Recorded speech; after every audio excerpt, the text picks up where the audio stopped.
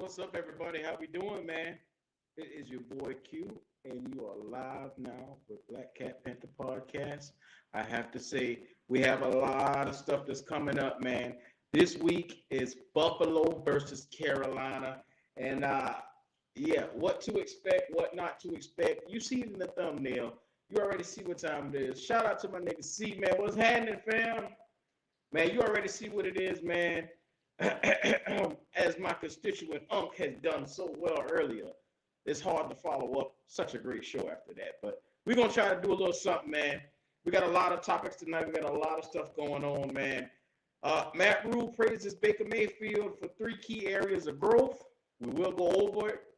The quarterback competition, existent, non-existent competition, how we really felt about it. And as far as the starters for Friday's night's game, will they be playing? Will they not be playing? We will go over that as well. What to look for from Buffalo? All here on Black Cat Panther Podcast, man. But what we're going to do, we're going to set the mood real quick. You know, I've been feeling real gracious lately. You know, Q is still on the come up, man. We're still doing this thing. So why not give y'all a little something humbly from my playlist? So I'm going to go ahead and do that and get it started, man, while we get people on in here. All right. How we doing, man? Can y'all hear me clearly right now? How is the mic sounding to y'all right now? Is it sounding better? We sounding a lot better right now? All right, before we go ahead and get started, y'all come on in here, man. We about to go ahead and get this thing going, man. First and foremost, we got a lot, and when I say a lot of stuff to go over for this Buffalo game. All right, Carolina versus Buffalo. Matt Rhule names his offensive line. Matt Rhule comes out, still static? Hold on for a minute. Hold on.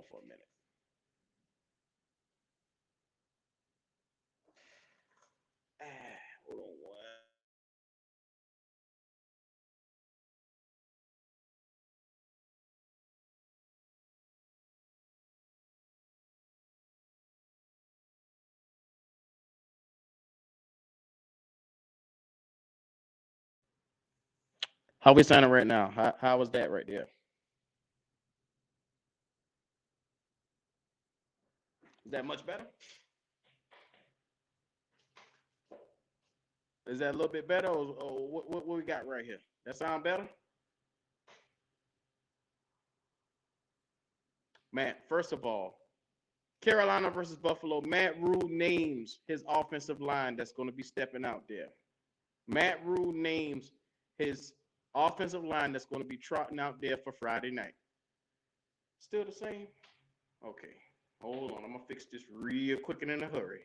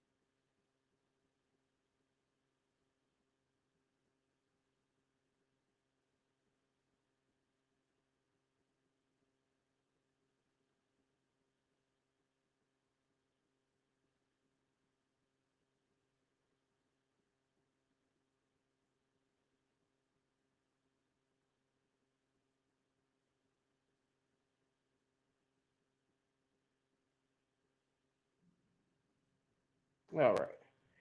How is this? Is this better?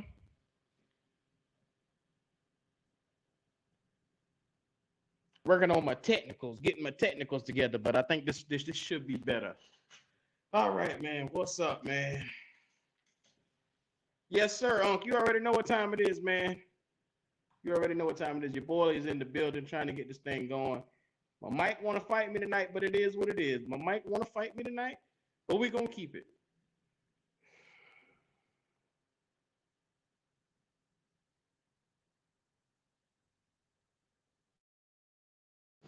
All right. Is this much better?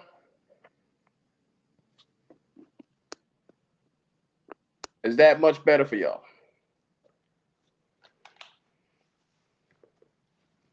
All right. Tonight, Matt Rhule gives us an indication of what he wants to trot out there for week 1. And when I tell you, man, it's one of those ones, man. We basically got Ekwonu. We got Ekwonu at left tackle. We got Christensen at left guard. Pat Elflein will be holding down the center. Stop it, Unc. Stop it, man. Stop it, Unc. Don't do that. Man, look at here. Even high price stuff have its day. Even high price stuff has its day. So, yeah. Corbett is going to be manning down that right guard spot, which we all expected that, man. We didn't anticipate anybody else going over there. And Taylor Moton, that right side is solidified. There's no need to look elsewhere. We know that right side is solidified. Just putting it out there, majority of Buffalo starters will not start.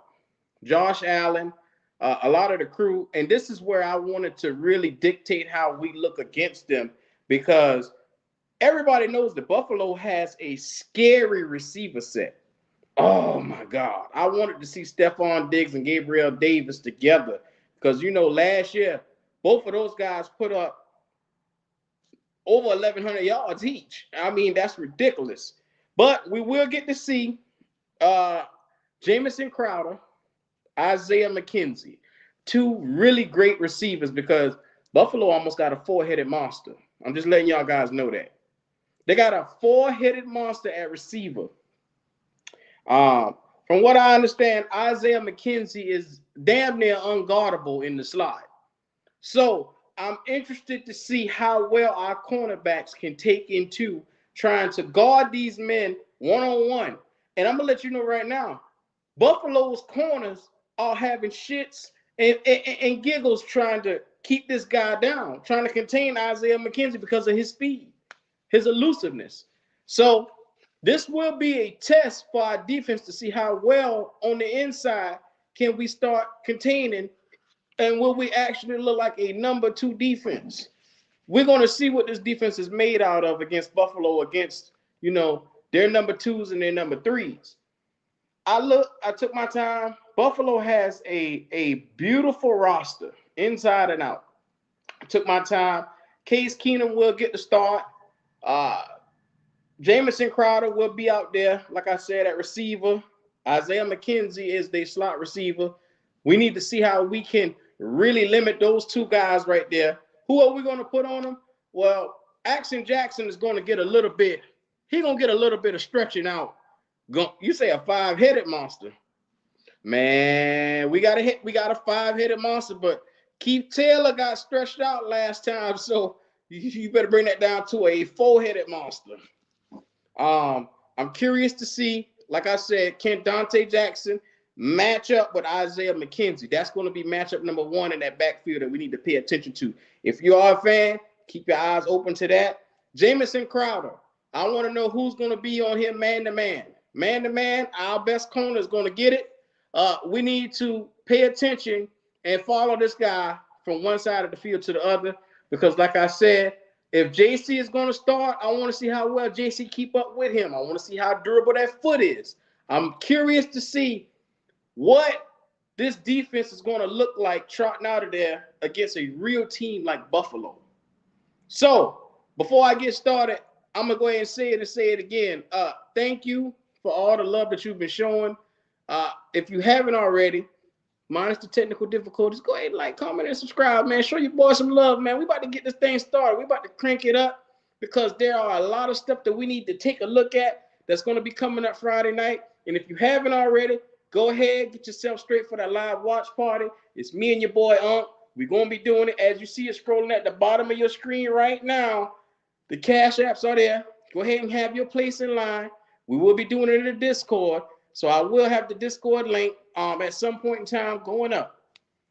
So with us now knowing that Allen will be out come Friday, majority is Stephon Diggs, Gabriel Davis, Devin Singletary, Dawson Knox, all the starters that is presumably that's going to be out there playing will not be there. So this means we will see how we stack up against the number 2s in Buffalo. Will they blow us out? Will it be a close game? How far are we apart from the best team, I say, in the NFL? This is definitely a litmus test for the Carolina Panthers. And if you know anything, and you know that if our 2s can come and keep a steady beat with the Buffalo 2s, you can imagine that we could be almost game ready come week 1. Because Buffalo 2s are week 1 starters in majority other places around the league. Just in case you didn't know that. Some of the Buffalo number 2s are considered 1s in other teams. So you got to really look at what we got going on over there. I wish we could have get to seeing this defense because people like Von Miller is not going to be playing. Daquan Jones is not going to be playing. I don't think Ed Oliver is going to touch the field as well. We're going to see more guys like Boogie Bashan, Jordan Phillips, Tim Settle. We're going to see Mike Loves and all those guys, Shaq Lawson's. We're going to see a lot of those guys on defense, and I would like to measure our offense versus their defense. How well do our offensive line handle basically the pass rush? Because if you think about it, you look at what their line has to offer. Boogie Bashan, AJ, I always call him Epsom salt. I call him Epsom salt because I can never pronounce his name, but AJ Epsom salt. And then, a couple of those guys, they are very quality pass rush, man. So we need to have our stuff in line. We do not need to BS. We do need to make sure that we come to play for Buffalo because it is a must to see how far our starters are in this league. And y'all say y'all want to win some games this year. You better have your eyes glued to it because I'm telling you right now, this is a must-see. So I'm also saying for the Carolina Panthers, there are some key players that we need to keep our eyes on to see, basically if they will separate themselves from everybody else. Being that Shi Smith is one of those guys that I would like to see really step up because in that receiver room, we already know the 1s and the 2s. Well, there's really like a competition between the 2s and the 3s. The competition is between Rashard Higgins, Robbie Anderson, Shi Smith, and Terrence Marshall. Shi Smith is really elevated himself above the rest. Him and Rashard Higgins. I look for Higgins to be number 2. With Robbie going down to 3. Are you still a Louvu hater? Here we go, Omar. No, I am not still a Louvu hater. I believe that, this guy can come in and give us some great snaps. Omar Tillman. I believe he is a serviceable rotational player. He will be good. I'm more interested on the defense to see my guy Marquise Haynes. Marquise Haynes is going to be somebody that must stand out and show us, can he separate himself from YGM? I know YGM got to show you something too, but we need to see. There are a bunch of what ifs on this team. We need to see what the what if would be at defensive end. We also need to see what the what if is going to be in that second and third receiver room. These are defining moments where we can see where these guys are going to end up at. Because like I say, we all love a guy like Shi Smith. We all realize that Shi Smith is going to be a guy that's going to rise up the boards because he is electrifying. But will he take the number 2 from Rashard Higgins? I don't see that happening. Robbie Anderson, to me, has fallen to 3rd receiver. He's fallen down a notch. Rashard Higgins has elevated himself.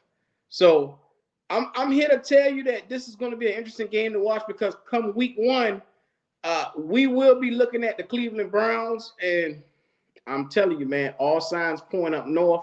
That is a must win for us with no Deshaun Watson. We must go trot into Cleveland and get this W. So with that being said, if we continue doing exactly what we're doing right now, the sky's the limit, man. The only thing that can mess up this team is one motherfucker named Matt Rhule. It's the only cat. It's the only cat that can mess this up. Other than that, this team is fully proved. They're fully proof. They're fully proven and ready to go. They are a scary team on paper. This team, come on, let's admit it. This team is very scary on paper. Starting with our quarterback. Whether you want to believe it or not, in case y'all missed it, Brett Favre came out and endorsed Baker Mayfield. I don't know if y'all saw that, but the all-time Super Bowl favorite, MVP, Hall of Famer, Brett Favre came out and endorsed Baker Mayfield. I ain't making this shit up, man. He came out, he said that Baker Mayfield is the guy to get it done in Carolina. He believes in Baker. He see where Baker can take this team to a wild card, and he truly believes in Baker Mayfield. So if a Hall of Famer, which we all deem as one of the greatest quarterbacks to ever play this game, there are a handful of quarterbacks that's better than Brett Favre all time. Hey, you can bank it, you can book it. Baker Mayfield is going to be the quarterback that's going to really change around this season. No matter what Matt Rhule does, believe in Baker. So, with that being said, Matt Rhule came out and praised Baker. He came out praised Baker for his basically his growth in 3 areas. What's up, fam? How you living? And so basically, with his master of the offense, his situational football excellence, and also just getting the ball and getting people involved, man. That's a must if you are a quarterback. You must be able to get everybody involved, and you must be able to hold on. Appreciate you, James Hurd, for that cash app, man. I really do appreciate that. Much love. Back to Baker Mayfield. Getting that ball spread out and getting those players involved is a must. And Matt Rhule can see that. We don't trust Matt Rhule as far as we can throw him. Granted, we don't. But Matt Rhule is that guy right now that can really make or break the Carolina Panthers. And I hate to say it, his number one thing, and this should be a focal point for Matt Rhule going forward. In this game, we should be able to see basically, can he do third quarter adjustments? That's the number one thing with Matt Rhule. Third quarter adjustments. How well do he adjust to what he sees on the field? The last 2 games, he ain't did the shit. Let's just be fucking honest. He hasn't done it. He hasn't done it last year. When will Matt Rhule start making these third quarter adjustments? Somebody. Help me, please. Help me, please, on this one. Matt Rhule is one of those cats where you gotta really hold him by the arm to something that he needs to do. And if it means that every show that I come on, whether it's here or Big Cat Show, I will come out here and make sure that I hold him to the fire for making third quarter adjustments, because that's how you win games in the NFL. Games are won after the first and second quarters. I broke this down before. This guy, you got to babysit the man. First of all, this guy, when it comes to Matt Rhule, first quarter plans, he always have it. He has it laid out for the week what he wants to do. But then the problem becomes when he comes in the second quarter and teams adjust to what they see from Matt Rhule, he doesn't make an adjustment to what they do. And then he tends to get out-coached. By the third quarter, they come back. If it's a game that was without a reach, they get in within reach. And next thing you know, Matt Rhule, a game that was out of reach in the fourth quarter becomes a close game. And that's a problem.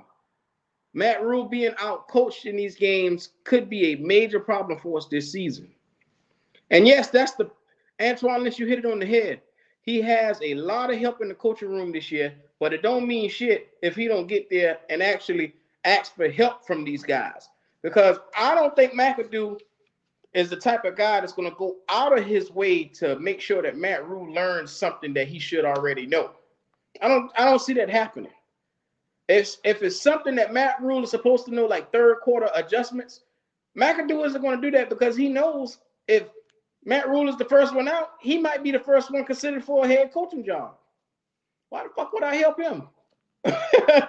Let's be honest, man. So, with that being said, Matt Rhule has to his focal point should be, what can we do to come out and win this third quarter against Buffalo? Can we put together a game plan to whatever Coach McDermott will do? Because we need to make sure that we don't come out lackadaisical, that we don't give up penalties, and we don't give up field position. Those are key and vital points to what we must do coming out this Friday.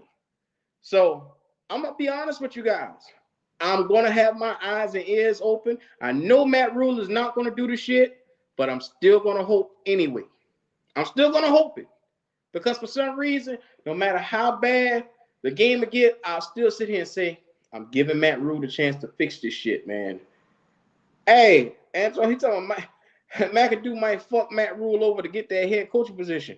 I'm letting you know right now, if Matt Rhule gets fired in the middle of the season, you might be looking at your new interim head coach. So you might as well adjust yourself for what you're going to see from McAdoo, because they aren't going to go and disturb this team so far to the point where they can't figure out like the direction they want to go.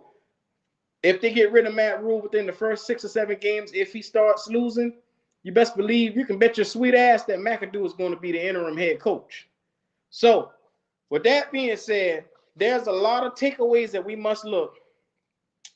I'm so glad that we solidified the quarterback competition, quote unquote competition. We all know it wasn't no fucking competition, but hey, it is what it is.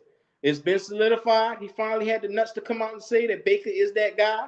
And I'm looking forward to what we have here in Carolina. Because week 1, now, we had this conversation last night, me, Big Cat, and the fellas. Are we rushing Baker Mayfield out on that field? That's food for thought right now. Are we rushing Baker Mayfield, or is it his time? Did he do enough to justify his position as the starting quarterback for the Carolina Panthers? And how much of this offense and this offensive playbook does he really know? Because from what I understand, if a guy can come in within 3 weeks, grasp a offensive playbook to the level that Baker Mayfield has, it is food to think that this guy, either he's a fucking genius or this playbook is so mediocre he can pick it up within a minute. So you need to figure out which one it is, and really quick, because if the offensive playbook is just that quick to pick up, we might be in some shit. Or if he's just really a fucking genius, Sam Darnold has no place on this team, because you let a nigga come in after you've been here 2 or 3 months. You had a 2 or 3 month head start with the playbook. You let a nigga come in a matter of a couple of weeks, and not only did he run laps around you, but he took your bitch from you. He took your starting job from you, snatched your shit up, and snatched your heart right out your chest. Sam Darnold, shame on you with your punk ass. Shame on you. Look, Baker's motivation is to beat the Browns. That's all. Hey, and if that fuels him to get his ass out there and make him do a little bit more to win that starting job, by all means, take it, Baker. Take it. I want to make sure that the Carolina Panthers are in the best position to win. And if that means we have to do what we have to do with Baker Mayfield versus Sam Darnold, I'll fucking take it. I'll take it any day of the week versus me sitting out here wasting time with Sam Darnold. And then again, we had a conversation last night as well. Is Sam Darnold a quality backup? Can we rely on Sam Darnold in the case of Baker Mayfield going down? Or is Philip Walker, I'm not even calling that nigga by his little initials. I'm not calling him by his initials. Is Philip Walker able to come in and win games for us? Because Matt Rhule went in an interview and said Philip has done nothing but win every time he's in the game. I'm quoting your coach, man. Your coach said PJ Walker, excuse me, damn, I said it. PJ Walker has done nothing but won every time he's been called upon. Hey, man, I'm just saying, bro. I'm just saying. Your coach said that shit. I didn't say it. Baker is used to new playbooks his whole career. They've been switching his coordinator, and he switched schools. Baker's built for it. Man, you're right, MDJ. Man, you got to understand. With this guy, he's seen so many different variations of the same playbook. Everything to him begins to become easier the more he see it. Think about it. 4 different offensive coordinators within 4 years. How many plays you think it is in the NFL that this cat hasn't already seen? That's why I'm saying it's the same play with a different look to it. Baker Mayfield isn't no idiot. He's a very sharp guy. Now, what do you want as quarterback? You want a sharp guy. You got to have a guy who has the sharpness to be able to think quickly and to be able to assess things quickly. And it's a start when you can pick up a playbook and assess that just as quick as you can as getting the football out of your hand. That's where Sam Darnold lacks at. That's why Sam Darnold is not our starter, because he lacks in the assessment area. He lacks mentally in the areas where he should be strong at. So, therefore, he never stood a chance with this quarterback competition. And to me, it wasn't even close. I mean, let's be honest. If you think that Sam Darnold stood a chance against Baker Mayfield, you, my sir, are dearly wrong. Dearly. Uh-oh. Only thing he does is throw interceptions every game. You talking about Sam Darnold? Yeah, I agree, Antoine Lynch, man. What's up, fam? Hey, man, your shirt is on the way, fam. Your shirt is on the way. I got it shipped out, and it should be heading to you in a couple of days. Thank you for being, man, a faithful subscriber. I appreciate you. You know our playbook name was made easy for Cam. Yeah, it was. But you got to understand, man, when Cam came back in that short week last year, they had to give, like I say, a short amount of plays for this guy to learn on the fly, because you pick up a guy on a Thursday and you expect him to play by Sunday. Shit is unreal. So you got to do what he's familiar with. Cater to him more. That's right. Show your boy some love. Thanks, hon. I appreciate you. Show your boy some love in that Cash App if you haven't already, man. And if you haven't already and you're watching this, go ahead and like, subscribe to the channel, comment, show your boy some love. Also, if you haven't already, head over to keeppoundingtvshop.com. Go ahead and pull up that Black Cat Panther podcast shirt. Yeah, the new shirt is out. Your boy will show you some love. Show your boy some love and go ahead and cop that new shirt, man. It's hot. I'm gonna be rocking mines in a couple of shows, but y'all need to go ahead and cop that Black Cat Panther podcast shirt because it's hot. And as a matter of fact, let's see. It wasn't a shame. I would pull it up so you could see it. It wasn't a shame. Because the shirt, to me, designed by me, and I think it's hot, man. So if you want to support your boy, go ahead, get that shirt. If you really rock with your boy, it ain't nothing but 25, man. I know everybody out here got 25, man. So, come on, man. Show your boy some love. I'm going to go ahead and pull it up on the screen that way, just in case you missed it. Just in case you missed it, you get to check it out. There we go. The new Black Cat Panther podcast shirt. And that is right. You see it. It's on keeppoundingtvshop.com. So go ahead and shop with your boy. I had to do it. WQ09 will be on the back of it. They got the white version. The white version is there too. Like I said, if you haven't already, go ahead to the show. Go ahead to the site. Show your boy some love, man. And shout out to everybody. I'm going to do another subscriber giveaway very shortly. I'm going to do another subscriber giveaway because I love you guys, man. I love rocking with y'all.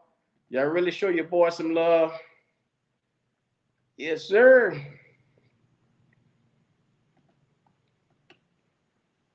Thank you, Unc. I appreciate you for tracking that for your boy. And like I said, how do you guys feel about this upcoming game coming up with Buffalo? Do you feel like it will be a test for the Carolina Panthers? Do you really feel like this game is where we really measure ourselves? This is the dress rehearsal. We say buy the gear from Keep Finding Good Quality. Q sent me. Yeah. I appreciate you, MDJ. Yeah, man. Hey, Q follow through on everything he say he gonna do. So, like as you see, make sure you get that. Cop that shirt. It's going to be a must get. You got to have that Black Cat Panther podcast. Uh, uh, uh, the dress on your back and on your front and rock it and shake to the side with it and just roll with it. You said we're going to get murdered. Damn. Y'all see this right here? Now, come on, Dimitri, man. We going up against their number twos, bro. We not going up against their number one. If we can't compete with their number two, something wrong. That means we got no business competing in the NFL. And I don't believe that. I'm sure y'all don't believe that. We believe that the number one problem on this team is the fucking coach, not the players. We believe that the talent is there. So, with that being said, I believe in this team. I really do. It pains me to see us lose. Like Unc said before, I take that shit personal, man. If you want to see an angry Q, let us lose a fucking game and see how angry I get. I might throw something at you. We're going to the playoffs this year. We're putting up points this year. Come on, Kendall. Come on, Kendall. Don't do it like that. Hey, I'm letting y'all know right now. Buffalo versus Carolina will be a measuring stick. I am trying to see who will guard Isaiah McKenzie and Jamison Crowder, because those will be the two guys that will be getting off on us, because those are basically two of the number 4 monsters that they got up there in Buffalo, because Stephon Diggs and Gabriel Davis are ridiculous, man. And Kyle Allen is no slouch, but thank God he is not playing.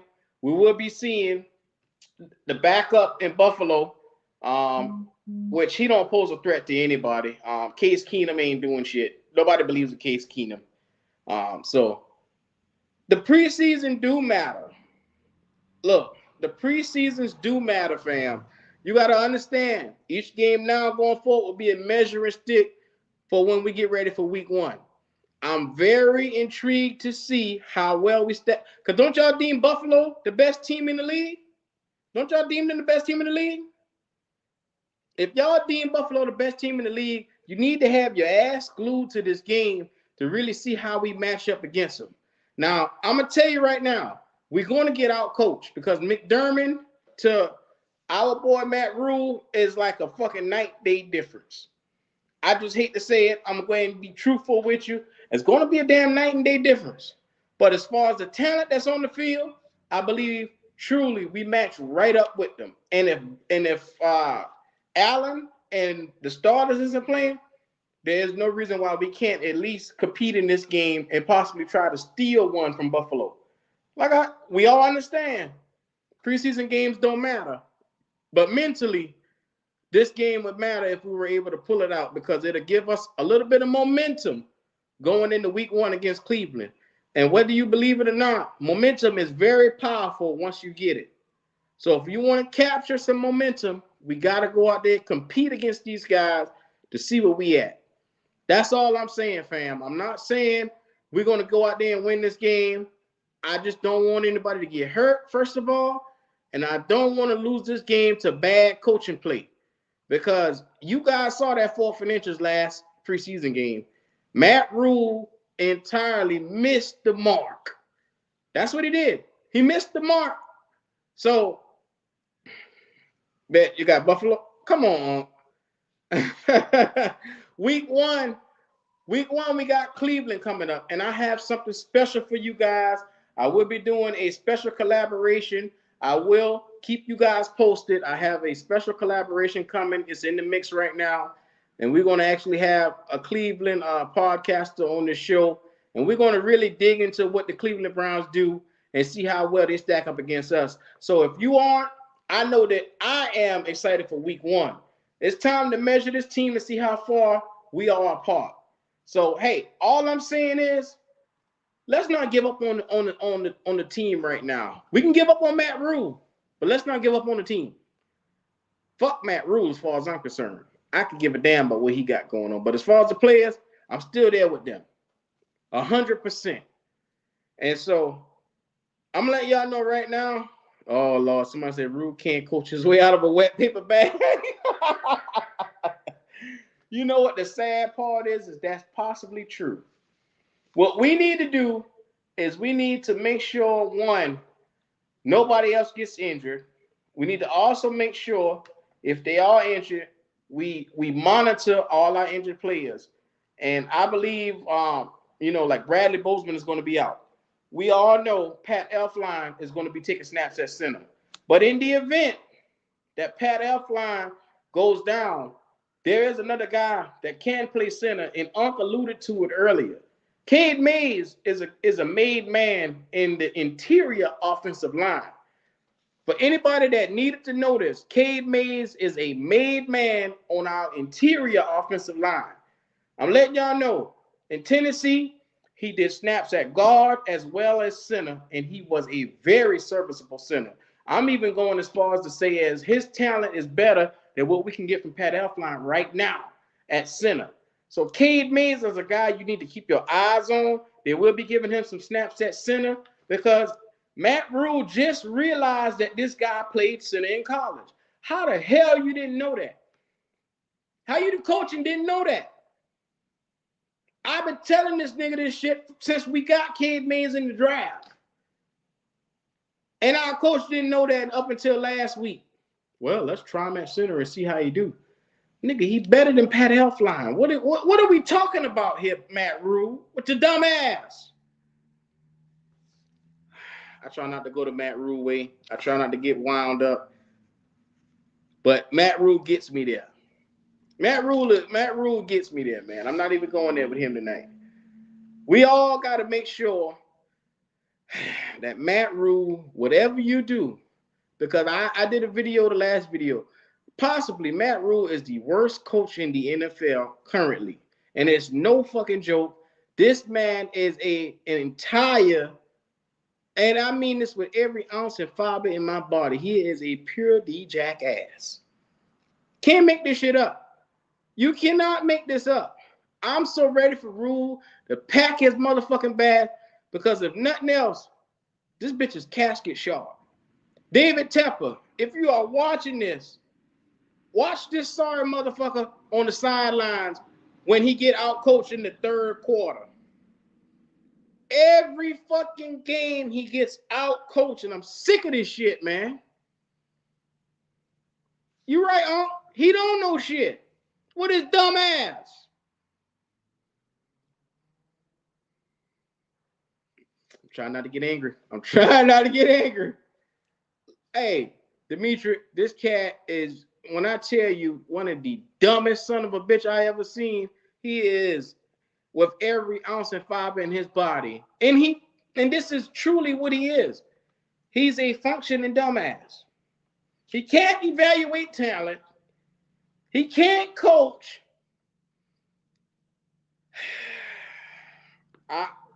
No, I'm not about to do this to Matt Rhule. I'm not about to do this. Yeah, you already know. I'm not going there. Look at here. Matt Rhule has no business even being on this field Friday night. He should watch this game from the inside of his living room. And he should coach from his living room. That's the same as him being out on the field. Him coaching from his living room. Because I don't even want him to infect the team with his spirit. He need to keep his dumb ass in the house. Because we don't have time for that. Like, the stuff that he was out here praising Baker Mayfield for in this interview was the stupidest shit I ever seen. How the fuck are you going to praise a man after 3 weeks for coming in and mastering your offense? Don't you realize how much of a dumbass that make you sound? This man come in 2 or 3 weeks and he mastered your entire offense. You realize how stupid that make you look, Matt Rhule? I've been trying not to go on this motherfucker for the longest, but it's been burning me up on the inside. You praise this nigga for situational football, and your dumbass can't help yourself with situational football. You the dumbest motherfucker I ever seen. Then you praise this guy for getting the balls out of his hand. No shit. Nothing gets by you, Sherlock. You gonna praise him for that, for being a quarterback, being what he's supposed to be. Lord. You're right. The blind leading the blind. Matt Rhule is a blind witness. And right now, if we win, we will win in spite of I can't even get his name right. Matt Rhule. Almost make me sick to my fucking stomach calling his dumbass name. Look, you laughing at the Lions and the Bears, but if we don't get this shit right this year, we're going to be the Lions and the Bears in the South. So you better hope to hell Baker Mayfield can turn this shit around in spite of Matt Rhule. That's right. If you like to place prop bets or keep up with your favorite players and stats, please check out BUSR. Promo code is Sports100FP, up to free play to 1,000. So make sure you go over to BUSR and do a little prop betting. Preferably, will Sam Darnold get his dumb ass off the bench this year? I'll place a bet on that. Will Matt Rhule coach a goddamn third quarter? I will place a bet on that. Go to BUSR.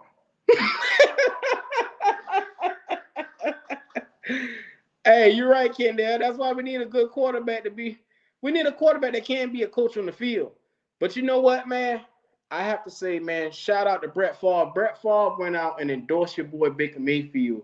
And that really gave some light to what we've been saying, that what we see, the moxie, the spirit, the energy with Baker Mayfield. Brett Favre sitting in his couch and he said, I see that shit too.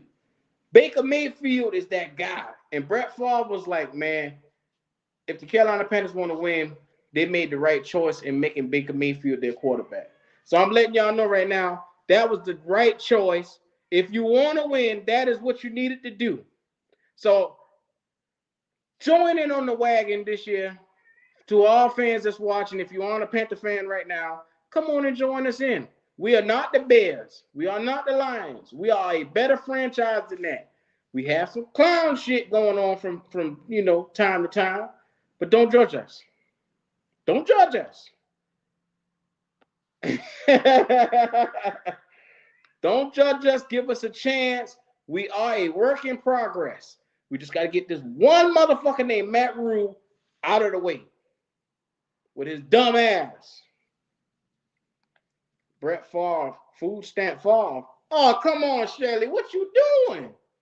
What you doing? Not Favre, man. Third quarter on Friday. Just be prepared. You know what? I'm already bracing myself for what's possibly could be in this third quarter coming up, because McDermott ain't no bullshit at coach. Which was why he's been in Buffalo for so long right now. Because once he left us, he never looked back. This guy is a winning coach with a winning culture behind him. And the Carolina Panthers haven't had that culture since McDermott. So that says a lot. We need to make sure that we go out and we establish ourselves in this third quarter. We cannot lose this third quarter to Matt Rhule. To Matt Rhule's coaching. Come on, man. Matt Rhule already got me stressed out, and we ain't even get to Friday yet. I'm praying and hoping that we can make it, because Allen ain't in the motherfucking game. The starters ain't in the motherfucking game. We can't lose this shit, man. I laid it out to you. The biggest guys we got to look for is a motherfucker named Jamison Crowder and Isaiah McKenzie. If we can shut those two down, we got a chance at winning this game. Yes, it's preseason. Yes, we shouldn't give a fuck. But because Matt Rhule is such a dumbass, we got to give a fuck. So if you're watching this right now and you say fuck preseason, no. Watch this game. And what you need to do is come to the live watch party with me, Waves, and the crew, and rock with us, man. The admission is $10. I'm telling you right now. I am hell on these games. You don't want to miss a game with Q in the building because either one, I'm gonna have you laughing, or you're gonna be laughing at me shitting. So it's either A or B. A or B. I'm gonna have you laughing, or you're gonna be laughing at me shitting. Last week it was me shitting. So them niggas ate it up. But you see it, it's scrolling across the bottom. $10 admission. Cash at me or on. Y'all already know what time it is, man. Y'all want to be up in there. Y'all don't want to miss that shit, man. Come on. Who said we should have kept Ron? Nah, man. Ron was on his way out, man. Let Ron be great. We need a better coach. We need a coach that has an offensive identity. Because can someone name the identity under Matt Rhule? I'll wait. Can somebody please name me the offensive and the team's identity, please? I don't know. Because y'all don't fucking know. Because Matt Rhule don't fucking know with his dumb ass. I've had enough of this motherfucker named Matt Rhule. Please, somebody give me the offensive identity. I'll wait. This nigga said Sean Payton. Oh my God. Hey, I'm letting y'all know right now. It's sad that we've been under this guy for almost 3 years and nobody knows what's the offensive philosophy. He came out today for the first and said we're running a hybrid defense, basically the 3-3-5. For the 3-3-5, you have a middle nose tackle and 2 ends. But you go out and basically get everything that you need for a base 4-3 defense. Please help me understand what in the fuck are you doing? Somebody help me understand what in the fuck we doing over here, man. Because like I said, we got the talent, but it's being misused on every level by this ignorant motherfucker named Matt Rhule with his ignorant ass. I'm not the coach and I can do better than this shit here. Give me $70 million. I'll show you how to make. I'll be drawing up so many damn plays. I have X's and O's all over this motherfucker, boy. You wouldn't be able to tell me shit. Trust in Snow, bro, chill. Man, fuck Phil Snow. Nah, I like Phil Snow, man. Oh, Al Pacino be tripping me out, man. Phil Snow is cool people. I like Al Pacino, man. He's just a cool, laid back. He got one temperature. He don't ever flex. He don't ever stress. He got one temperature that motherfucker be on the whole time. That's right. If you haven't already, the link to the Discord is in the bottom. Make sure you join. If you're going to be in the live watch party, make sure you join the Discord because that's the way to get in. Please. Snow know what he do. I don't have any problem with Snow, but the problem is a lot of the shit that Matt Rhule has been doing it's been to cater to Phil Snow. Like that first defensive draft. That first defensive draft, when he catered to Phil Snow and when it got all them damn draft picks for the defense, basically, you crippled our franchise with that shit. I hope you realized it. Like, because when you go all defensive and you only hit on 2 motherfuckers, that's a problem. 2. Derek Brown and Jeremy Chin is the only 2 players they hit on. So I like Phil Snow, but Phil Snow still pisses me off because he knows how to get into Matt Rhule's head and he whispers in his ear and tell him what he wants. And Matt Rhule go out and do it because Matt Rhule is a fucking yes man with his dumb ass. The defense. Now let's be honest, Haywood. Hold on for a minute, Haywood. We had players on this defense. As soon as Matt Rhule trot his stupid ass right on here, everybody started retiring. He started releasing motherfuckers. Everybody scattered. Whew, everybody left. So we had players when Matt Rhule came in here, but nobody wanted to fuck with Matt Rhule because they saw what he was. Luke Kuechly was going to, I'm willing to bet that Luke Kuechly was going to stay until he saw or he probably had a conversation or two with Matt Rhule and realized this dude is a pure D jackass. Why would I play for him? When you are 10 times smarter than your head coach, why would you submit to a guy like that? Why would you do it? Ain't shit he can fucking tell me when I'm 10 times smarter than him. I'm a future Hall of Famer. So he had to get shit up out the mud. He had to start over with everybody, man. Think about it, man. Everybody, when he brought his dumb ass through the door, everybody hauled ass. Look, they push Greg Olsen on into the audience.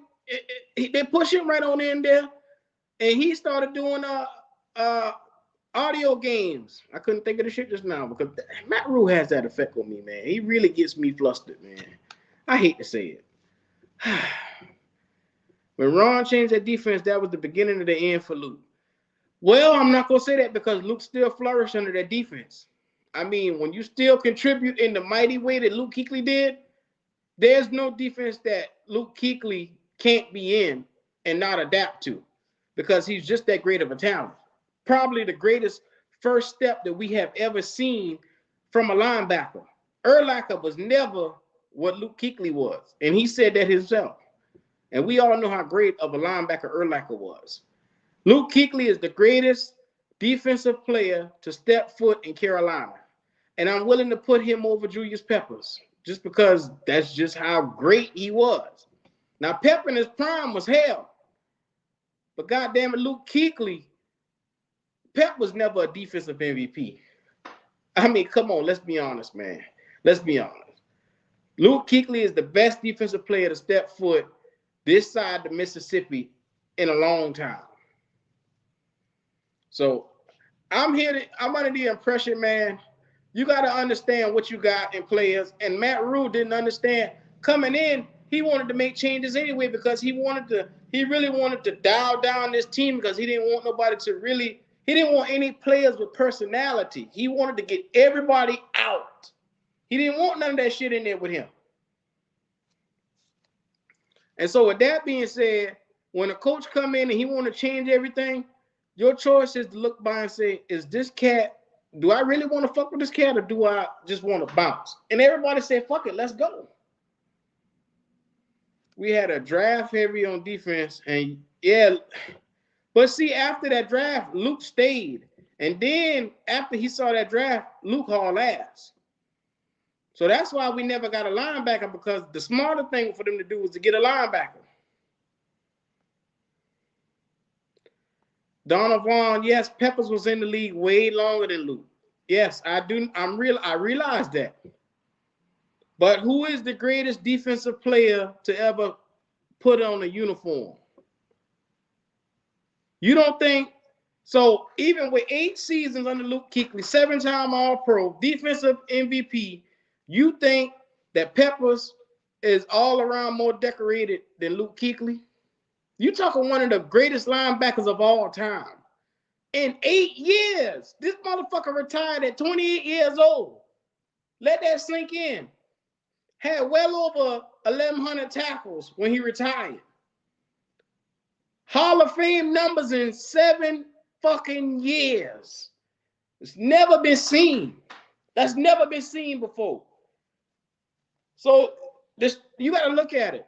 Julius Peppers played damn near 15 years, and Luke Kuechly did it in 7. That's all I'm saying. This man was a fucking animal. This man was an animal. So you got to look at the time, what Luke was able to accomplish, the accolades, and you got to really preference how it all fit in because it got us to a Super Bowl. Now, come on now. How much help was TD to now, first of all, it's disrespectful to say that TD, you can't sit here and act like TD carried Luke Kuechly because what was this defense when Thomas Davis was in and they transitioned him from safety and he had 3 surgeries? Thomas Davis was fighting for a spot on his team. And when they paired him with Luke, that's when they took off. Because Luke came in under Beeson and they tried to play Beeson and Luke on the team together. And it didn't work because Luke was out of place. So that's when they got Beeson to the Giants. And from there, Luke Kuechly took off. He took off. Come on, man. Come on, man. Y'all have to know this. You said Lawrence Taylor, the best linebacker. I didn't argue that. Lawrence Taylor probably is. Lawrence Taylor is the greatest defensive force we ever seen.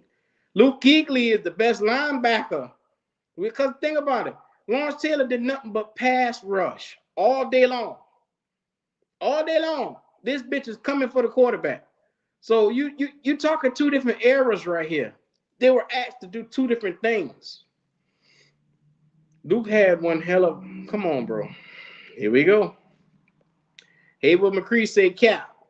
Yeah, well, Haywood, if you want to challenge Luke Kuechly versus Julius Peppers and the effect that they had on the franchise, by all means, show me facts.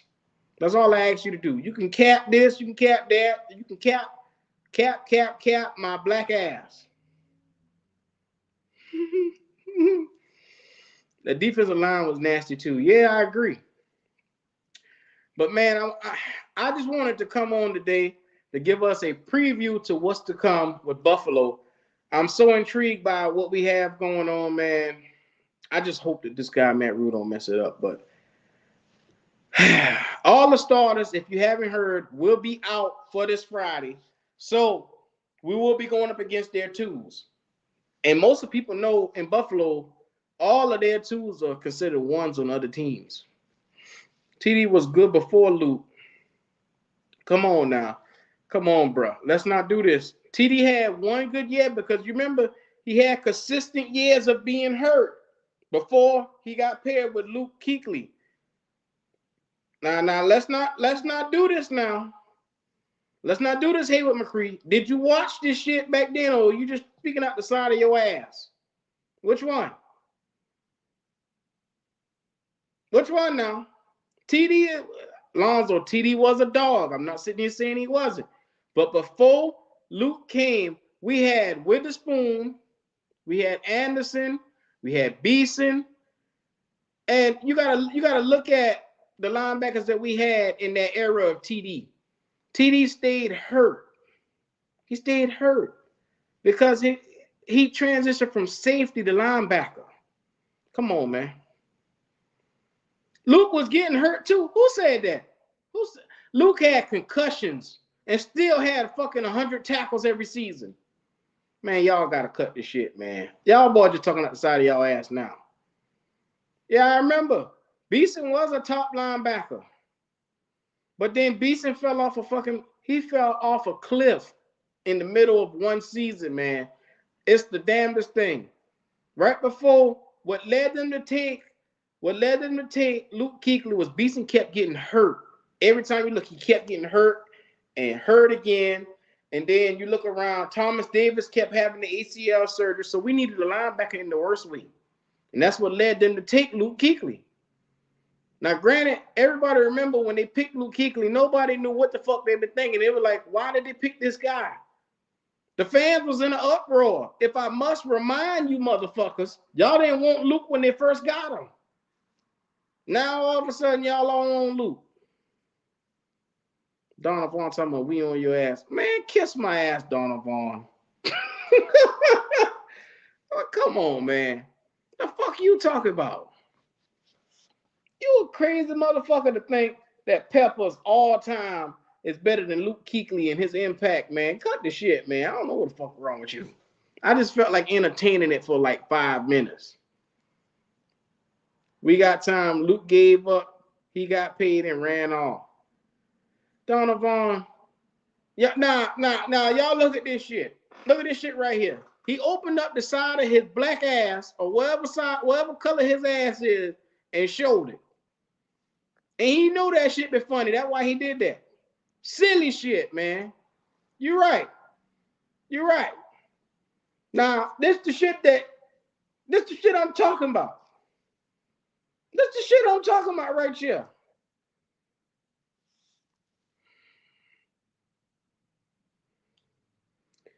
Y'all got to do better than this shit right here. We got to do better. Let's focus on this game that's coming on Friday. Buffalo versus Carolina. Please, whatever you do, Get your popcorn ready. It's going to be an interesting game to see. We need to make sure we contain these receivers. We need to make sure that we don't get out-coached. This will be a showing, and we must show well when it comes to Carolina versus Buffalo because we do not want to be embarrassed. Donovan, what the fuck are you talking about? What the fuck are you talking about? What? What are you talking about, bro? What? What about Luke? What? He quit at 28, Q. I know, motherfucker. Damn. What? What? What else? What else? What else you want? You want a cookie? What else? Thank you. Show some love on that Cash App, man. I don't get what the fuck is he arguing about. It's irrelevant. Man, Luke's somewhere sitting his happy ass in some water fishing.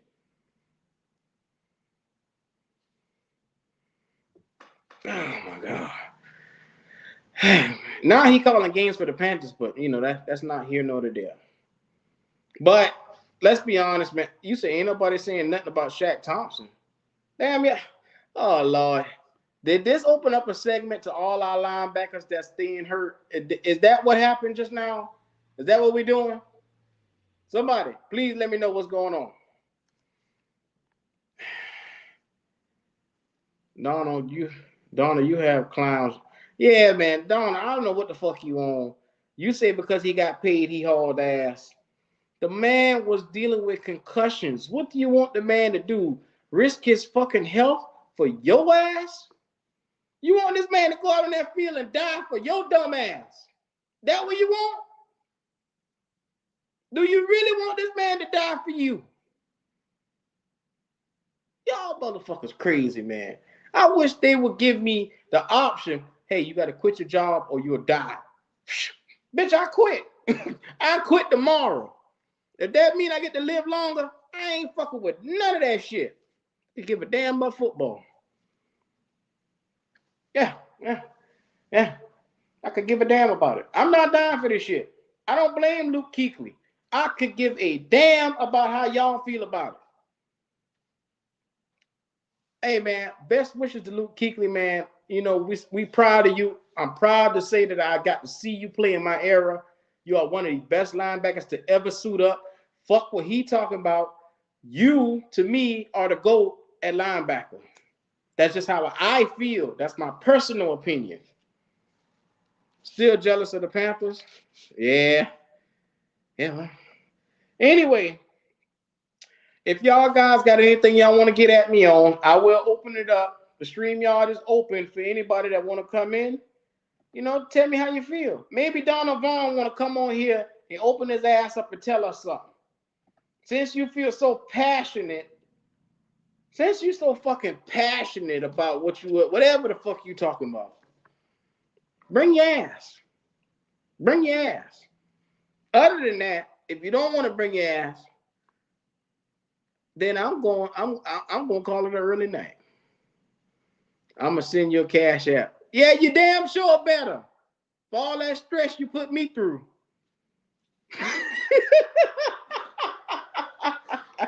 You damn sure better.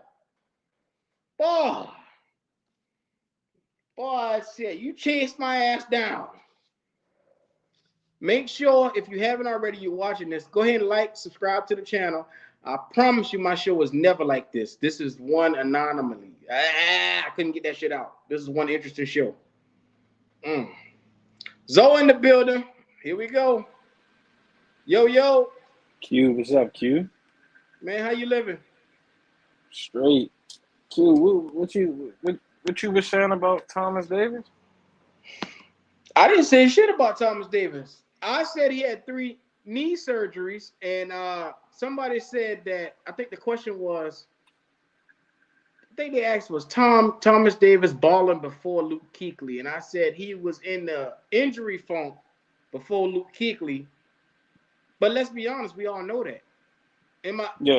Is that not what happened? Yeah, it was. It was a position switch. Yes. John Beeson was hurt. Thomas Davis was coming off an injury. That's what led them to go and pick up Luke Kuechly in the draft. That's all I'm saying. That's, I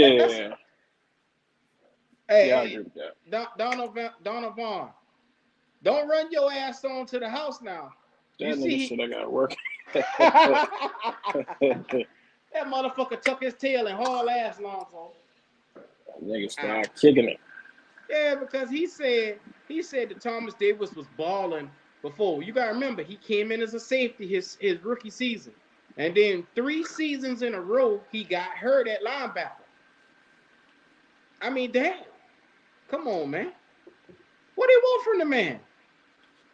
I agree. I do think, I put out, like I said in the chat, I think Luke is the best linebacker to ever play. But during that time, I think Thomas Davis was the most important. Mm-hmm. Well, he is the glue that kept the team together because he was the vocal leader. He was the guy that would get everybody riled up and everybody, hype. He was that guy. Yeah. Luke wasn't that guy. Luke was like a silent leader. He would just go out, eat his cheese sandwich, and just go ball outrageous. Mm-hmm. He'll be vocal when he needs to. When he needs to. Yeah, if you fucking up, he gonna let you know. Yeah. That's the mayor of Charlotte. That's Mr. Mayor. Oh, okay. Hey, I'm letting you know right now. And if you look at our history, Donovan coming on. Here we go. Yo, can you hear me, bro? You got the floor, sir. Go ahead. What's going on, man? Hey, bro. Yeah. Julius Pepper is bro. Come on now. Luke quit on us, bro. You got to stop that shit, bro. He quit on us, bro. He was getting concussed at the end of everything, and it just don't make sense to me, bro. How you think that Luke Kuechly was better than Julius Peppers, bro? That shit is crazy. At an all-time Panther, bro. So you want to look at the numbers, or what you want to do, bro? Seriously, bro. This dude was getting double-digit sacks consistently, bro. Come on now, Q. What defensive MVP did Julius Peppers win? It don't matter, bro. Look at the era they played in, though. Q, come on now. That's not what I asked you. Come on, bro. Come on, man. Look, Donovan, you said Luke quit. Yeah, I mean, let's be real, bro. He quit at 28 years old. I'm talking about as far as that, bro. Like, he got the bag, bro. We paid this man a lot of money, was he forced to leave? So you don't give a fuck about his health. You forgot he was forced to retire because of his concussion. Do you honestly believe that, bro? Or was it Matt Rhule, bro? So you don't think Matt Rhule played a factor in that, bro? Come on now, bro. Let's be real. Do you not think that Matt Rhule had this dude at Buffalo defensive training? I mean, come on now. He was at Buffalo training facility watching other players. He's supposed to be a scouter and everything. He quit. Donald, what was it a year before that? He stopped being a scouter from us, bro. If he really wanted to be here, he'll be here, bro. He don't want to be affiliated with this shit. He's here right now. He's here right now. Doing what? Calling games. He work on the box now. He's in a booth. You didn't know that? No, I didn't know that. I thought he was a scouter. I thought he he was a scouter, right? Logistics, bro. Bro, it just don't make right. I'm just talking about the big picture, bro. You ain't come on now. You saying this man is better than Julius Peppers, bro? Come on now. Yeah, yes, he is. It's just crazy. To be honest, everybody got their own opinion. Name one that's better.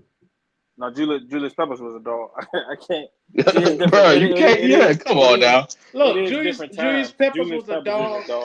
He was a dog, but you got to understand, in Julius Peppers' spot at defensive end, he has way more effect on the game than Luke Kuechly ever would have at linebacker. And look who had a better overall career. That's all I'm saying. But listen, bro. The Carolina Panthers D-line was nasty, though, Q.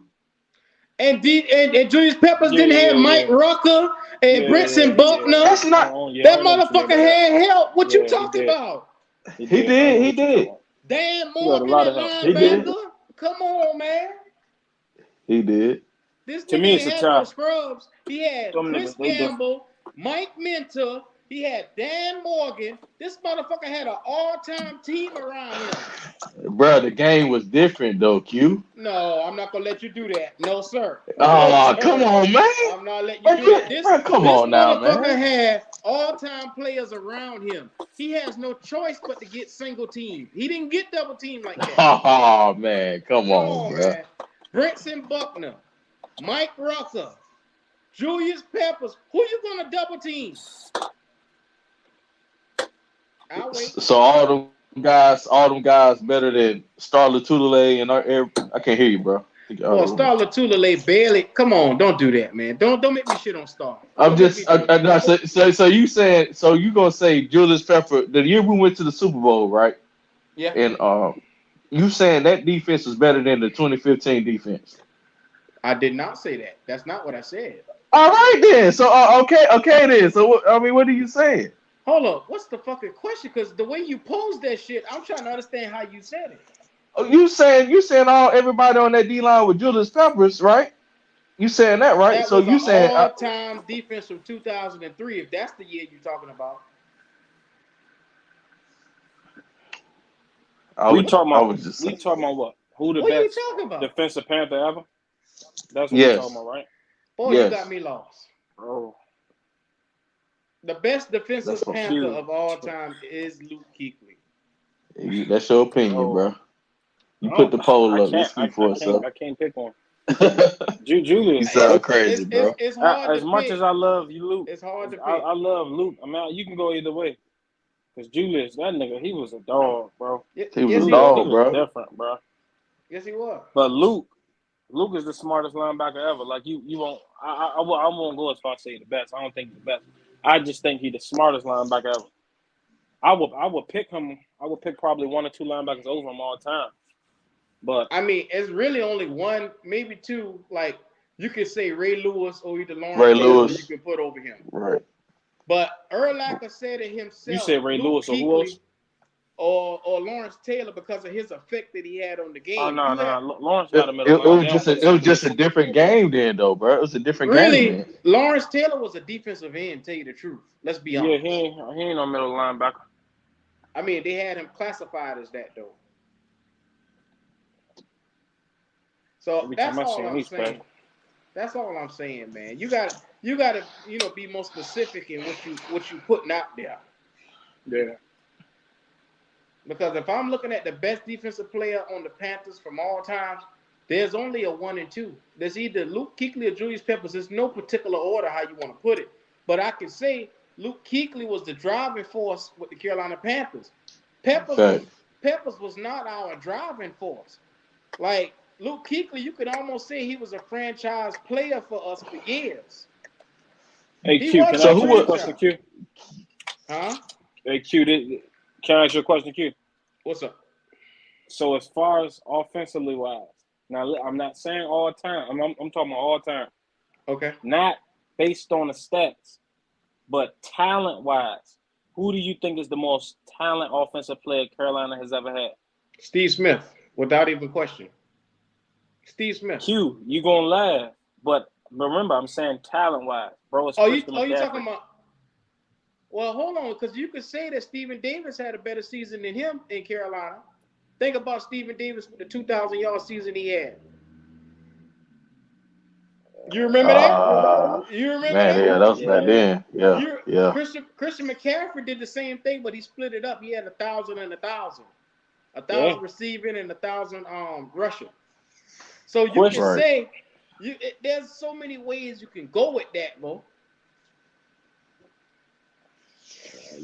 I happen to think who do y'all think is the greatest quarterback of all time with Carolina? Cam Newton. Gotta be Cam. Gotta be Cam. Yeah. Y'all think he better than Jake? Yeah, he better than Jake. Yeah, he better. Come on, he better than Jake. Q trying to start some shit. Well, I gotta make the show spicy, man. I gotta make it spicy. I like Jake. Hey, man, hey, bro, I've been wanting to get on your ass for a minute, Q. Hey, what's up? Bro, last time we played it, my audio was fucked up last time. Last time we played the Patriots, bro, you can't relate Patriot number ones to our number 2s and 3s, bro. That shit is crazy, bro. So how good you think we supposed to do with our 2s and 3s against their number 1s? Like, be So honest, bro. Like, I just don't get that shit. It's like people ready to be like, oh yeah, the season's gonna be fucked up, bro. The Patriots are they play the number 1s for a reason, bro. That's Matt Rhule, dumbass, not to play our number 1s at all. Like, bro, if I'm on national TV, I'm playing the Patriots, bro. If I know they're gonna have their number 1s out there, fuck the bullshit. I'm gonna put my damn number 1s out there so I won't look stupid. So what It did just I don't make say? sense to me. What did I say? You were saying you was on some shit like, man, we look bad, bro. We gonna look bad against their number 1s, bro. So let me ask you this question: 4th and inches, did we look bad? Bro, what you mean? Oh yeah, that's Matt Rhule. That's Matt Rhule. I'm saying that, but what I'm telling you is, bro. Walk with me, player. Walk with me. 4th and inches, Go we ahead, look go bad. ahead. We look bad, right? That's our 2s and 3s, bro. Nah. Just say yes or no. Come on, man. Come on, bro. You got it. This is a yes or no question. What they got to do with the hell? 4th and inches, did we not try to hard count this motherfucker named Belichick? I'm talking about the overall game, bro. Well, You cannot relate the Patriot number 1s against our 2s and 3s and 4s, bro. That shit don't make no fucking sense, bro. But I'm letting you know that we were competing in that game, but our coaching is what fucked us up. You got to understand. But what I'm saying is, how you gonna set the bar on our number 2s and 3s when they got their 1s out there, bro? That don't make sense, bro. What I'm saying, if our number 2s can compete with their number 1s and we were in the game, what you mean? Bro, it's the national, bro. That's what I'm trying to tell you, bro. If our number 1s was out there, how would our team look then? I mean, we probably would have won. But exactly. I'm hard on the number 2s because those are the rotational guys that's going to come in when our number 1s get tired. You have to be. Bro, I understand that, bro. But it's reality though, bro. They had their number 1s out there, bro. It wasn't they number 2s and number 3s and number 1s. They strictly had their starters out there, bro. We looked like shit against their starters because we had our 2s and 3s and 4s out there, bro. That shit look crazy. Hayward Creek, if you want in, just hit the StreamYard link, fam. Okay, I understand. It's like we gotta look at reality, bro. The Patriots had they had Mac Jones and all the starting line, offensive line, and everybody out that bitch, bro. Yeah, Mac Jones looked like shit against our number 2s and 3s. So imagine what he looked like with Brian Burns on the edge, and I mean, come on now, bro. Frankie Louvu with an 8, bro. Look at that hella pick sixes out that bitch, bro. I can see where both of y'all coming from, but I see what you're talking about, Donovan. I agree with you. Our 2s actually looked good against our number 1s. But what Q's saying is, even though that, Rhule still showed that he can't coach. Like, it was certain coaching instances that happened in the game where you was like, what the heck? Like, the play call is right there. Why is you trying to hard count one of the most disciplined teams in the NFL? That's not making sense. Right. When you just go for it. I agree that. I agree that 100%. That's all I'm saying, man. Hey, did you see that, bro? What was that D lineman, bro? It was like, I want to say the third quarter, bro. We stopped them on the run. They was on the inches, I think, too. That motherfucker came through the middle and smacked that motherfucking running back, bro. I don't know what's his name, but that motherfucker need to make the team. He need to be retired, Dave Brown. I don't know if y'all seen that play. I watched the whole game, bro. I ain't see the motherfucker, bro. This motherfucker came straight through the middle. Stop the motherfucking run, bro. Y'all got to watch that game again, bro. We got some stars on this team, bro. It's just up to coaching, like you're saying, bro. It's really up to coaching. Like I say, our number 2s were competing with their number 1s. So I mean, I don't see a problem. Like I said, what nullifies that is the coaching. And as Matt Rhule, he don't know what the fuck he doing. Let's just be honest. He don't. Bro, yeah, as a head coach, if I know. Or maybe on some real shit, bro. Maybe he knew Icky wasn't ready, bro, and he wasn't gonna put Baker Mayfield or Sam Darnold in that position to get hurt.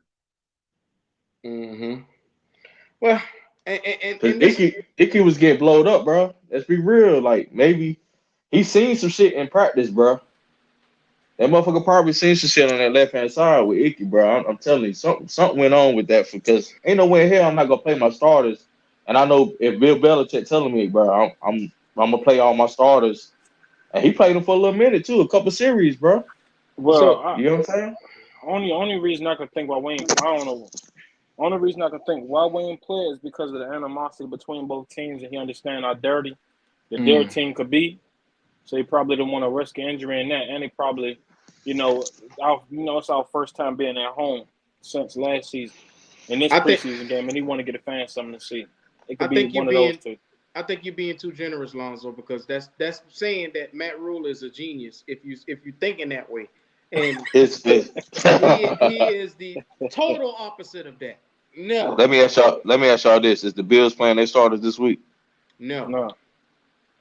But what the fuck? I mean, you got to understand that's one of the best. That is the best team in the NFL. So I mean, come on, they got the best quarterback.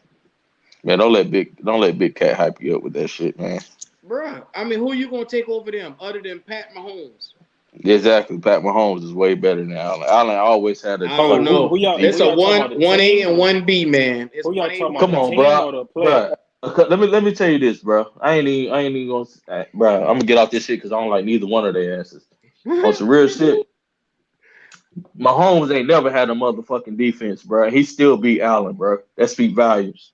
If Mahomes had Buffalo defense, come on, bro.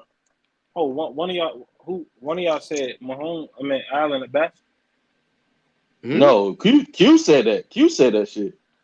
I said what? Allen the what? Say that again, Lonzo.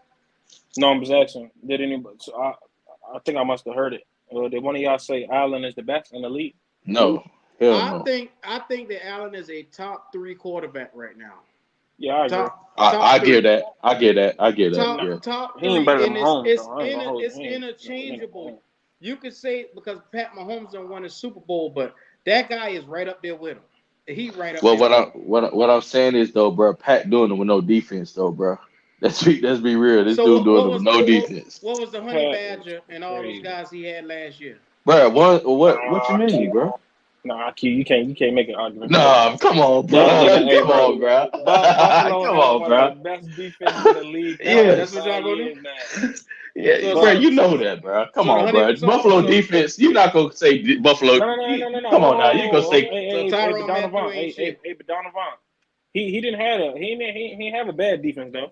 He only had a bad defense. He had a serviceable defense. But what I'm saying, bro, it was nowhere near Buffalo's, bro. Nowhere near Buffalo's, bro. No, it wasn't.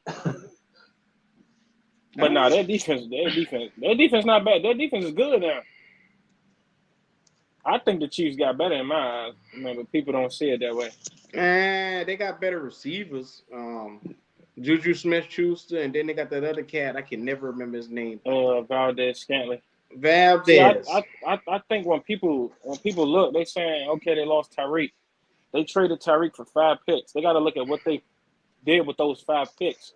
They made their roster better. See, they made their entire roster better. They put those picks on Bama's like Trent McDuffie, George Karlaftis. And it wasn't just picks. It was money that was tied into that they actually made their roster better. I think they got better in my eyes because I think they'll have a better defense.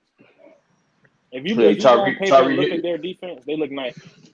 Tyreek Hill, he one of a kind though, bro. Let's be real. Tyreek Hill one of a kind. Tyreek Hill is cheater. That's the cheater. I agree, but let's be 100. He lost in the AFC Championship game. Patrick Mahomes put it on him, and he dropped it, which was a pick, and he lost in that game. That's gonna happen though, bro. You know what I'm saying? Can't be great all the goddamn time. It can't happen. It's the AFC Championship game. It's the biggest game, one of the biggest games. Yeah, so like I said, man, I like Allen, man. Allen is a top quarterback. I'm curious to see. I would like to see, how we measure up against him and what our defense would look like against him. But being that he ain't gonna play, that shit is really gonna hurt. That's really gonna hurt, man. So Lonzo, who is one breakout player that you got your eye on for this Buffalo Bill game?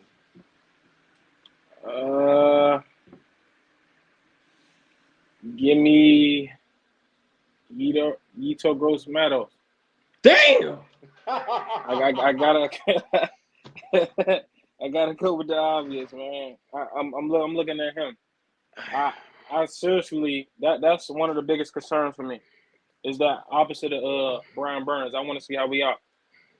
Well, and this is supposed to be his breakout year, but I think a combination of him and Marquise Haynes is going to really get the job done. And then you add Amari Bono in there. I think Scott Fitterer was justified not going out and getting somebody when you got 3 guys that could give you this by campaign, like all over.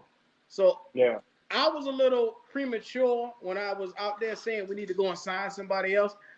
Man, after looking at this preseason, we got some answers right here at defensive end that we can plug in and play. Now, I granted they're not going to jump off the screen at a lot of cats, but if YGM go out and get 5 sacks, and I know it don't sound like a lot, if Marquise Haynes can get about 4 to 5 sacks, and then you don't need Barno to come in and give you number 2 or 3, that's 13 sacks or 12 sacks amongst them 2 right there. Yeah. That right there nullifies what you lost in Hassan Reddick. But the problem is can Brian Burns go to elite status this year? Yeah. That's the question. Yeah. Because we need him to be in that 12 or better with the sack range. We need him 12 or better. And can he beat his guy that's in front of him? I've been hearing, he can? Bro, I've been hearing some things at this camp, and they were saying Brian Burns been looking unblockable, man. Oh. So I've been hearing like chatters, and with him going up against Icky, he really whipping Icky into shape. Yeah. So, I mean, there's a lot. That nigga ain't out there in that heat with that fucking hoodie on for no reason. Yeah. So I got faith in Brian Burns. He's a cat he's one of my favorites on the team. A lot of people don't like Brian Burns. I know they hate him damn near. And I don't understand why. Like some of our fans that be on there, they be like, because he didn't get double-digit sacks, they don't like him. I mean, you got to also understand that this guy is ascending. He's not descending. He's ascending. He's entering his prime. There's still more for us to see from him. Omar Tillman said the Chiefs. Oh, okay. I got you over. And the Bills played their starters last week. Yeah, I got you. Look, when it comes to this Bills preview, like I said, for me, the main thing that I'm looking at is Isaiah McKenzie, because I've been hearing how dynamic this cat has been, man. And he's really I'm really curious to see how well Dante Jackson will fare against him, because when it comes to technique, Dante don't have it. Not in the slot. You don't, yeah. But so I hope this guy don't get beat up in the slot, man, because if a guy that shifty and Isaiah McKenzie and then Jamison Crowder is there, those are going to be the number 1s and the number 2s for Friday, because Diggs and the other guy, Gabriel Davis, isn't going to play. Yeah. I like Gabriel Davis. I do too, man. You don't mistakenly get 1,100 yards you don't get that by mistake, man. Yeah. And look at what he did. He did it with little to hardly any receptions. That's the biggest thing. That cat only has 65 receptions and got 1,120 yards. That means in the open field, he is a hard person to break down. That means he's a mismatch. I like what he did in the AFC Championship game. If I ain't mistaken, I think he had 4 touchdowns, over 200 yards. See, and this was basically without Stephon. I think Stephon Diggs only caught 1 pass that game. Yeah. So, with that being said, shout out to Shinobi, man. I appreciate you, fam. Man, with that being said, we got to make sure that we come in as a defense and take care of business in this game, because there's no games off for us, because we have shit to prove this year. We got a lot of stuff to prove. J.C. Horn needs to prove he's going to be there, and he's going to be there for a full season. Keith Taylor needs to prove that his ass will get burnt like how he did last week. Yeah, Keith didn't look bad. I'm going to give him the benefit of the doubt because he was injured. Boy, that nigga hurt my feelings, boy. Bro, you know he let up over 100 yards. Yeah. It was bad. But that's the thing. And I'll be honest with you, even with him having a bad game, we almost came through and won that shit. That's how close we were.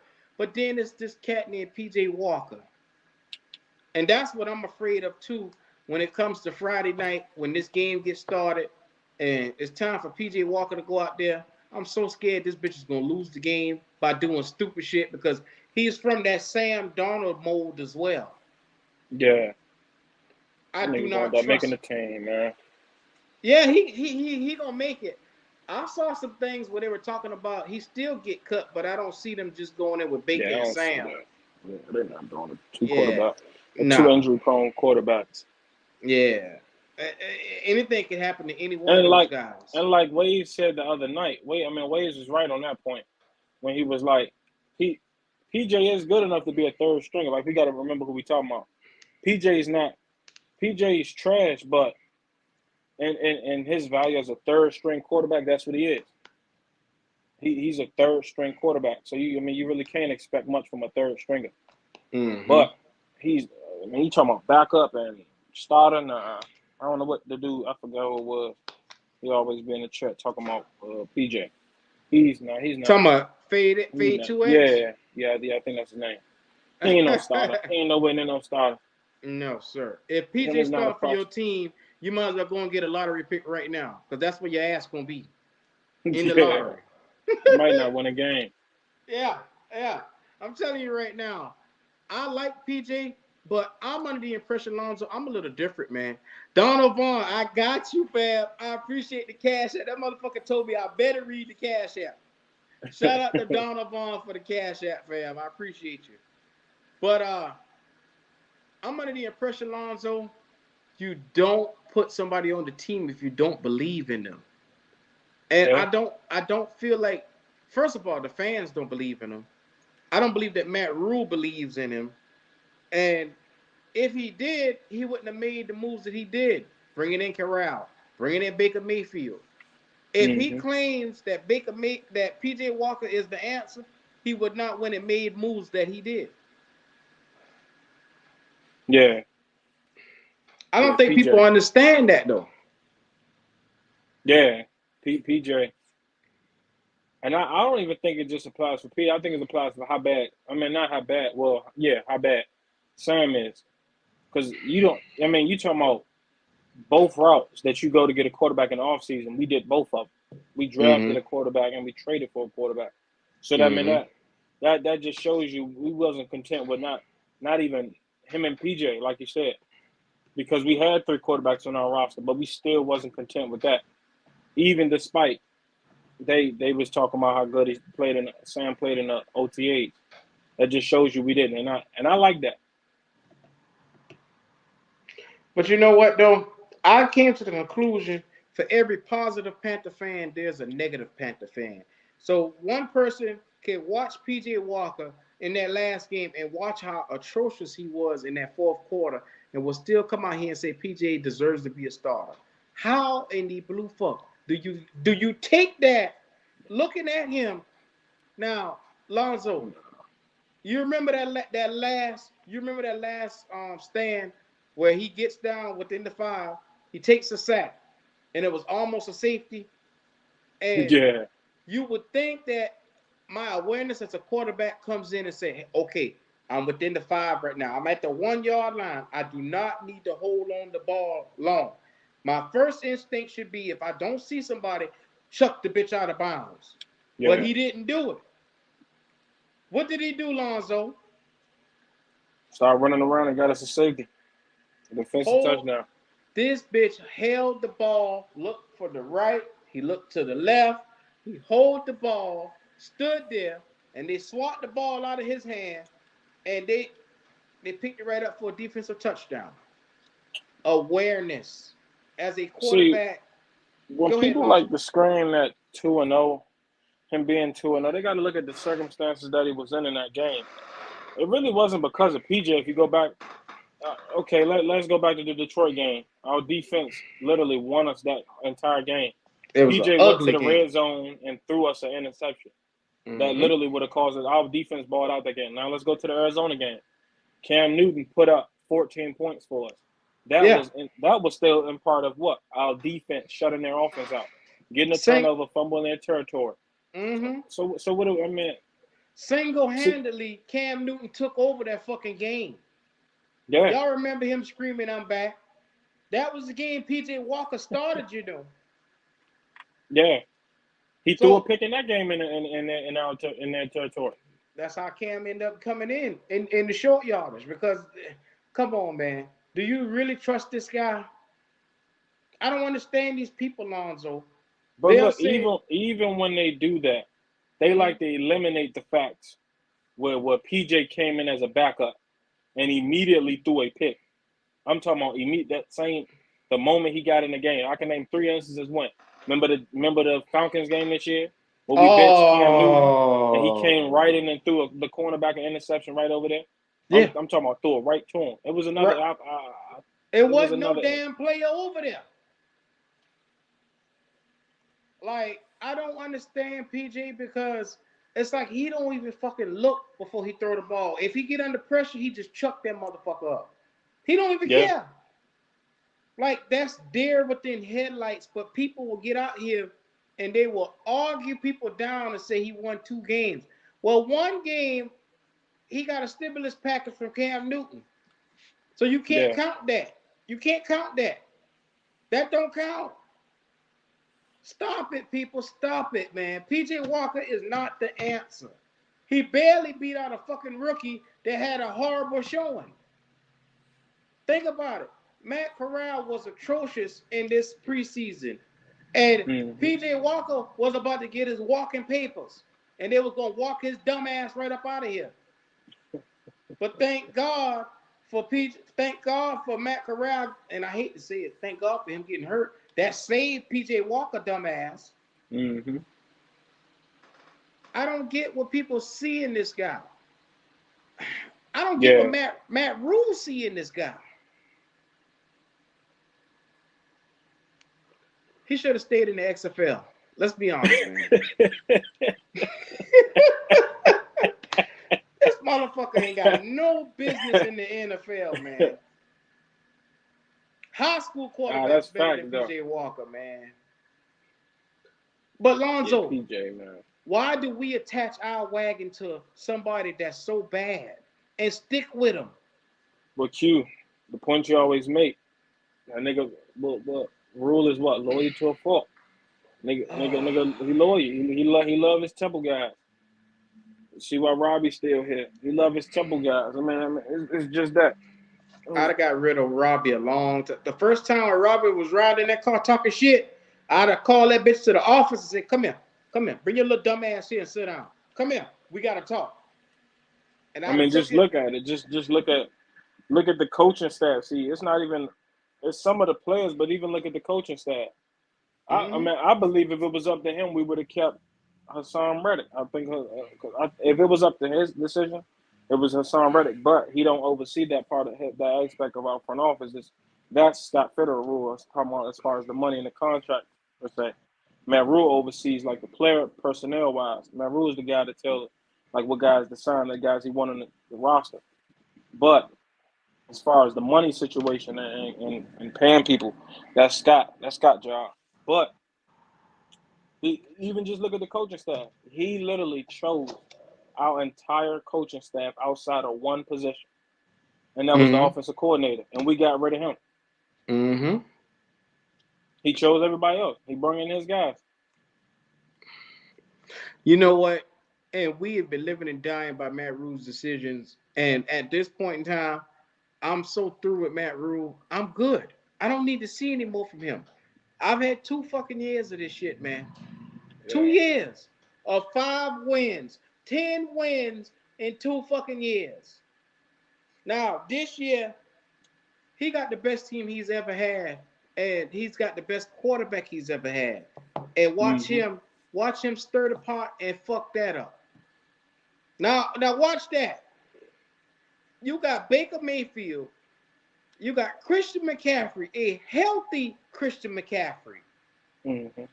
DJ Moore, Rashad Higgins, Omar Tillman. I'm gonna get right to it. I saw where you put that. Man, look at here. A healthy Rashad Higgins, along with the cash that we got in the wide receiver room. We don't got no fucking tight end, but I mean, that's a position, and I hate to say it. If we had better tight end play, this offense would be damn near elite. Mm-hmm. If we had better tight end play, because we don't know what we're going to get from Tommy Tremble. Let's just be honest. We don't know that. I don't know what I'm going to get from him, and I'm hoping that he can at least give me 500 yards this season. After 2 seasons, after 1 season, they're giving me 180 yards. That ain't going to cut it. We paying Ian Thomas starting caliber money, $6 million, and he only gave us 180 yards. Wow. Decision after decision. But Omar Tillman, to answer your question, how many wide receivers are we going to keep? We're going to keep 6 of them probably. I agree. Yeah. DJ Moore, Rashad Higgins, Robbie Anderson, Shi Smith, probably Terrence Marshall, and Andre Roberts. I think Zylstra is going to be the odd man out. Because I don't see him cutting Terrence Marshall. As bad as Mr. Plastic Man has been. And it's like he go out to these practices and he have these Herculean practices and he gets fucking hurt. And we never see him on the field.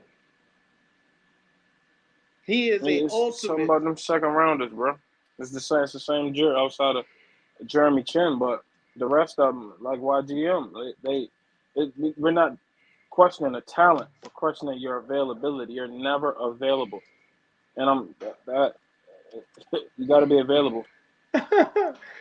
Hey, Lonzo, look at the screen. Giovanni Ricci is the best tight end we have. So let that sink in. But if that's the best tight end we got. But Q, that's true. Giovanni Ricci actually been nice. I actually like the way he been playing. He been making some rough catches. I like Giovanni Ricci. Matter of fact, Lonzo. Who said that? Omar Tillman. Omar. He look. Q. I know what you about to say, Q. But Lonzo. If Giovanni, you about to say if Giovanni Ricci is your best tight end, that means you don't have a tight end group. I agree. Thank you. I didn't have to say it. He's a fucking fullback that they convert to tight end. Let's be honest. He's a motherfucking fullback that they converted to tight end. He don't even play the fucking position. And if he the best that you got, your ass is already out there. Yeah. You got to be kidding me, man.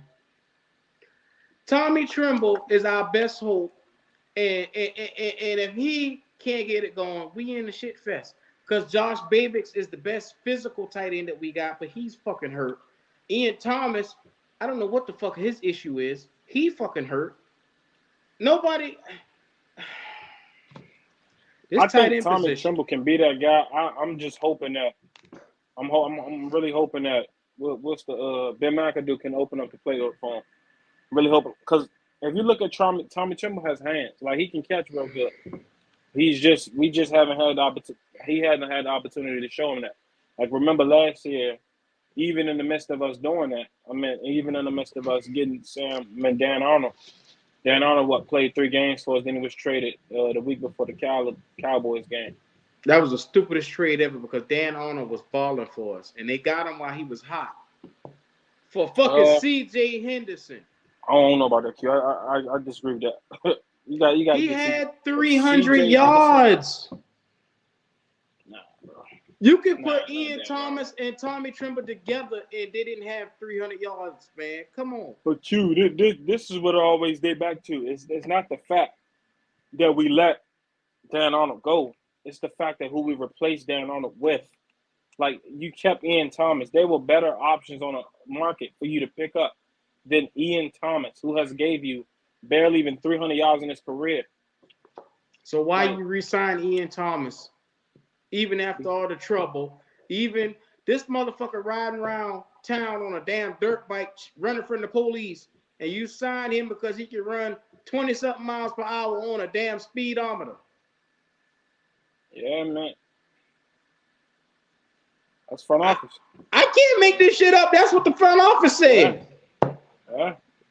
They re-signed this nigga run 20 miles per hour. We ain't never seen it. When this nigga ever run 20 miles per hour? He don't Only do that time shit I seen him running that fast is on the highway. These some crazy motherfuckers, man. I just don't understand it, bro. I don't understand it, Lonzo. Like, the stuff that they pulling over here has to be some of the craziest shit, and they really stressing me out, bro. I done rubbed the top of my head so many times, bro. These boy, look here, Lonzo. What are we gonna do at tight end? Tight end. My money is on Tommy Tremble right now. That's my guy. That's the guy I trust right now, and I think he can be the guy. I do, but if he not, then we got to go back to dirt bike.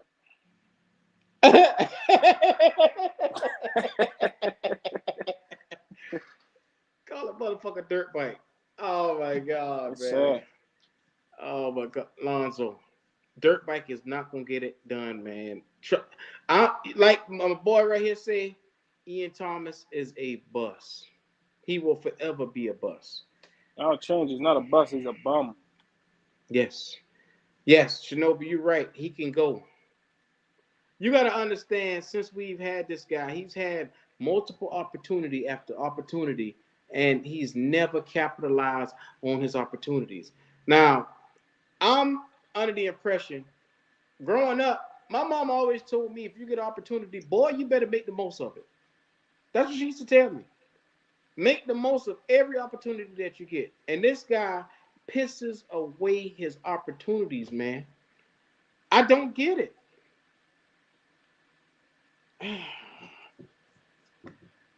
And you need to understand, the biggest thing for a quarterback to have is a tight end blanket. If he don't have that, he's going to struggle. Who else can he go to when plays broke down if the running back isn't there? If your check down isn't there? You go to the tight end. Come on, man. If your X and your Y receiver can't get open, you look for that tight end going across the middle. Or you look for the tight end. Like Greg Olsen was a genius at running routes. And we haven't seen a tight end since Greg Olsen. Y'all got to understand, man, what Greg Olsen meant to this team will never be seen again in Carolina. I don't think Tommy Tremble can fulfill that role. But I like Tommy Tremble because him and Baker has a rapport and they seem to be gelling on the same page. So if Baker can push him to an elite status, that would be great. That would be really great. And for us, we don't need much from Tommy Tremble. We just need 500 yards. 500. That's all we need from him. We don't need him to come out here and be spectacular. Well, yes, we do. We really need this nigga to be spectacular, but we need him to come out and at least be able to get us 500 yards from the tight end position. That's all we asking for. Am I right, Lonzo? So Q. Uh-huh. I got one last question for you, and this is my last question. Okay. So you got 3 guys to pick, just 3, and you got to pick 3 guys who you say, if 3 guys perform well this season, we going to the playoffs, and who knows what is the ceiling. Who are your 3 guys? Oh, this is a no-brainer. Baker Mayfield is guy number 1.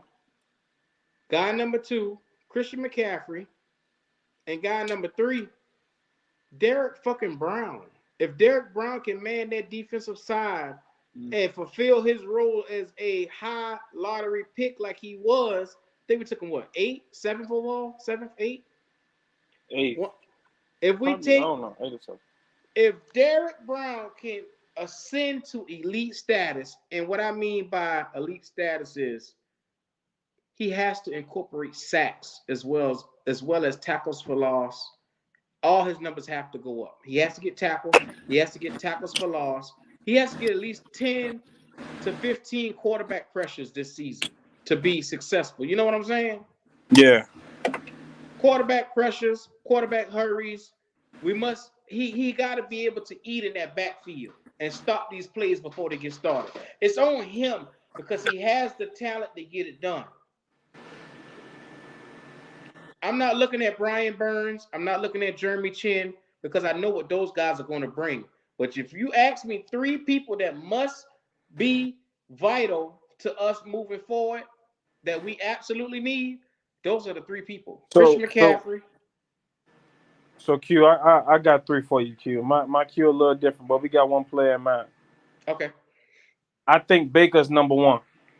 Yeah. Baker has to be number. I think our season depends on Baker. Yeah, facts. And I think if we got good and great quarterback play, then it's a whole nother different ballgame. Number 2 for me is Akim Aquano. We haven't had stability at the left tackle position since probably 4 to 5 years ago, or maybe even 6. Ever since Jordan Gross retired, we haven't had stability at that position in a long time, and we need that because if Baker's going to be your number 1, most important, what is his blind side? His blind side is the left tackle position. We need somebody to cover that side. I think number 3 for me, and I'm gonna keep saying it, number 3 for me is Yetur Gross-Matos. He has to deliver. He has to deliver opposite side of him. I put it like this. I said it's a mixture of 2 players. So I put 2 in the last. I put 2 in the. I say Yetur and Matt Ioannidis. Those 2 is the 3rd most important to me. I think Ioannidis is going because he's a professional, man. This guy's going to show up. I believe he's going to have similar numbers to what he had last year and the year before. Not last year when he was injured last year, but the year before. I think he can come in and do that consistently. That's a guy. I think we sleep on how sneaky his impact is going to be this season because he's a plug-in guy. He's going to be under the radar. He's not going to jump off your screen, but you can't ignore him. If you're on the line, you can't ignore his big body. Fact. And I can't wait. Well, I can't wait to see this together because I'm waiting on waves. I'm ready to point this shit out. And it's not Laurinaitis, it's Ioannidis, motherfucker. I can't wait to get him too. Yeah, and the reason I say Ioannidis is because I think Ioannidis can do the reason I say him being that important is because I think Ioannidis can do the little stuff that can free up a Brian Burns and a Derek Brown to be able to get home. See, it's not just about always getting a sack. It's about helping your guys get home as well, taking on that pressure. See, that's why you see guys around Aaron Donald get big contracts because it's not that they're so good. It's the fact that Aaron Donald commands so much attention that all the attention has to go to him. And you have guys who was on their previous defensive line like Morgan Fox or Sebastian Joseph Day that was able to get home because of the attention that he commanded. I don't think Ioannidis will have that same, but I think he can be well respected amongst offensive lines. Where they go into their offensive line group and be like, Dad, we got to worry about him this week because he can pass rush and he can run stuff. But those are my 3 guys. Hit the link. StreamYard right there, Lee, if you want on. Come on, get it off your chest. Hey, I'm telling you right now, Black Cat Panther Podcast is the place to come. If you are a fan or a Panther fan and you just want to let off some steam off the shit that's going on in the organization, I welcome you with open arms. And if you're watching right now and you're trying to decide should you like and subscribe, go ahead and do that. Hey, we here. I ain't going nowhere. I ain't got nothing better to do. But you know what, Lonzo? Oh, we got somebody coming in. What's happening? Yo. All right, man. How you doing, fam? What up? Let's listen to y'all boys talk. What's on your chest, fam? Man, I'm just continue. I got some stuff to add into it. Oh, shit. Now, here we go. So, look, we got a lot of stuff to focus on, man. What was we on, Lonzo? We're talking about Ioannidis and stuff. Yeah, Ioannidis. I really think Ioannidis is going to be the sneaky pickup of the year, man, because of what he brings to a team. Do you agree or do you disagree? To be honest, I haven't really been watching Ionitis. I would hope, he's an upgrade. I'm just holding my reservations till I see what we all look like on the field. Okay, so you say you hope he's an upgrade. Who do we have last year in his spot? Shit, what did he play? The tackle position, right? Mm-hmm. Your boy Brown. No, Brown's still there. Well, yeah, but I mean, I hope he's an upgrade over Brown. Is what I'm saying. They had Daquan Jones. They had Morgan Fox and a slew Daquan of other Jones. guys. I don't even remember seeing him play. That to me, he wasn't no good. He was just a body put in there. Oh yeah, bro. So to go back to your first question, you asked, you hope is he an upgrade from what we had last year? That answers that immediately, right? Well, hopefully we gonna see when the season starts. This guy was a former Pro Bowler. You do realize that, right? That's facts. He did make the Pro Bowl in 2020. I hope that carries over. Because listen, only reason why I say this is because we gonna need help. Your boy gone. I sacked leader last year. He gone. Hassan Reddick. I've been saying this to everybody. To me, Brian is overrated. I'm sorry, but he is. So why you say that? The numbers don't match. The numbers don't match the attention that he gets. And I understand. It's different variables in that. He get double team, triple team, stuff like that. Quarterbacks get the ball out quick, but to me, he's just undersized. No, so break down for me why you say his numbers don't match, because I'm trying to understand where you're going with that. Yeah. As far as the rush, the pass rush, the hits, he hasn't gotten double-digit sacks yet, right? Mm-hmm. Why is that? I think it's because he blow past a lot of the plays where he could get sacks. I think he would have had double-digit sacks if he didn't overplay. Like a lot of if you go back and look at some of his pass rushing, he doesn't have a great skill set when it comes to beating guys. So he overshot the plays last season. And that's what I'm saying. He didn't get those sacks because he wasn't there. He got those. Sometimes he did get double teamed, but with Hassan Reddick there, he should have got more. If Hassan Reddick got double digit, why didn't he? He's been here longer. You got to understand. We couldn't rush 4 last year. We didn't have the man or the personnel to do that. So in order for him to get home like he really need to, he wasn't able to do that last year. We didn't have the personnel in place.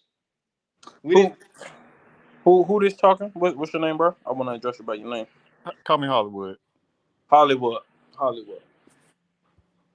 You said why didn't he have double-digit sacks like Hassan Reddick, right? Right.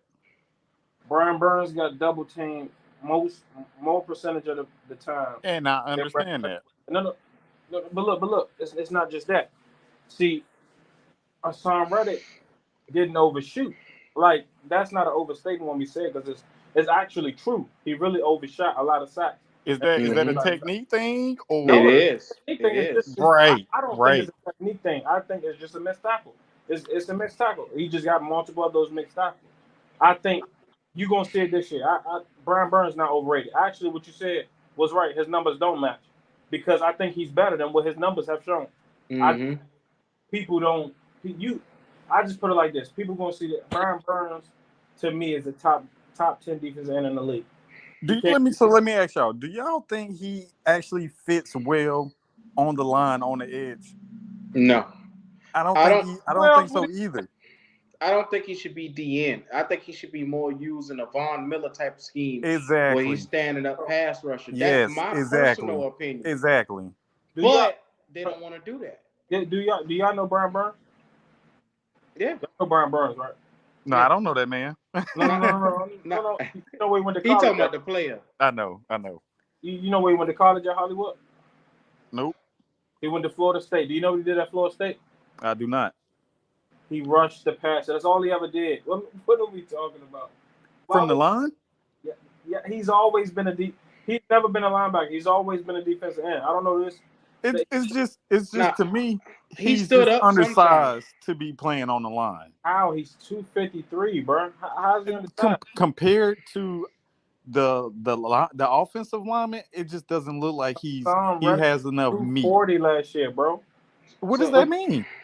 He's bigger than Hassan Reddick. How you not saying Hassan Reddick was too small last year? You're right. I'm not saying that. So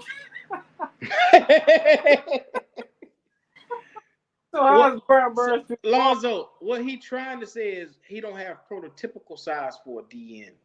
He would like to see him I'm guessing in a bigger frame, like a 275 or something like that. Something that to be playing on the line, absolutely, yes. But you got to also realize that that's not his skill set. He's not a power rusher. He's a speed rusher. Well, stand that man up and let him run in. Get this man off the ground. Get him off the ground. He don't need to be hands in the dirt. Let him stand up. Do you know how big Brian Burns is? He's 6'5", 255, right? Big dude. Okay, all right. So do you know how big TJ Watt is? No, how big is he? He's 6'5", 251. We're not saying he's too small, is we? Damn, they're the same size. I'm not watching them, to be honest. Same size. What I'm telling you, it's not about the size. It's about the productivity. It's what you're putting out on the field. He's not showing that he's too small. What I'm telling you is this. I think it's this. All right. So I'm gonna connect it in a little bit. Hollywood. Okay. Why do you say that Brian Burns is too small for the defensive end position? It just from what it looks like, from what I see on my TV, it just looks like he's just too small to be on the line. I just feel like he needs to stand up. He has speed, absolutely. This man is fast. That's what you took from that?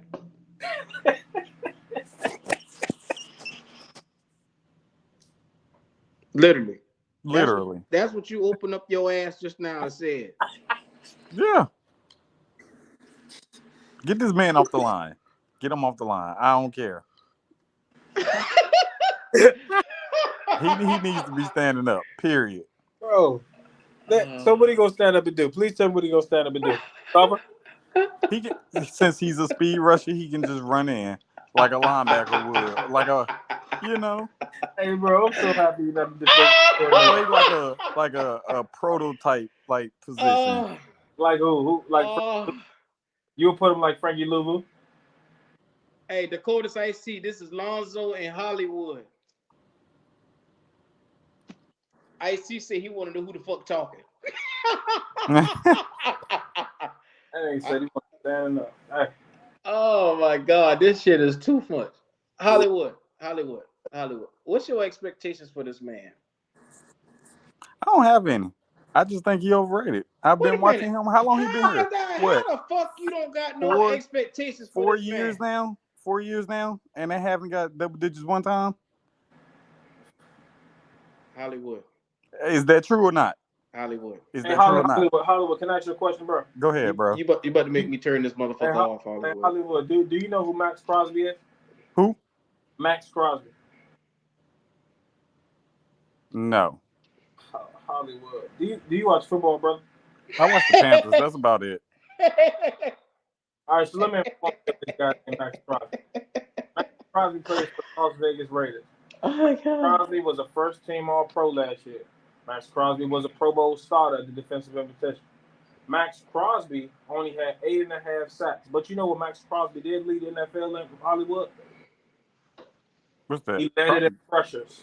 Yeah, I was about to say probably quarterback hits or something. So it's really not on that. I would rather you constantly be in a quarterback face all game than you get one sack and you disappear the rest of the game. So it's not that Brian Burns can't get sacks. Brian Burns is constantly in the quarterback face unless he's double teamed. So it's not that. You see that on the screen right there? Aaron Donald is undersized, but he is one of the strongest motherfuckers we ever seen. Thank you. Aaron Donald is undersized on weight and height. He's 6 foot playing inside with 6'6", 6'7" guys. So then, what is the problem then? What you mean? Why? I'm saying like why isn't in the 4 years he's been here, he hasn't gotten double digits one time? Why is that? So we just gonna say he was a failure ever since he been there? I'm not saying he's a failure. I mean, obviously he's doing his job, but for everybody to be like, "Oh, he's this and he's great," and no, not to me, he's not. All because he didn't get double-digit sacks. I'm just saying. Yeah, but if you're gonna say he's not great, you need to know why he's not great. So I just don't see it. So Hollywood, can you tell me why he's not great? Because all he's saying is double-digit sacks. I'm just saying, if that's what he's supposed to do, and I get it, quarterback pressures, hits, and stuff like that. But for a man to come in here first year and get that, and he's been here 4.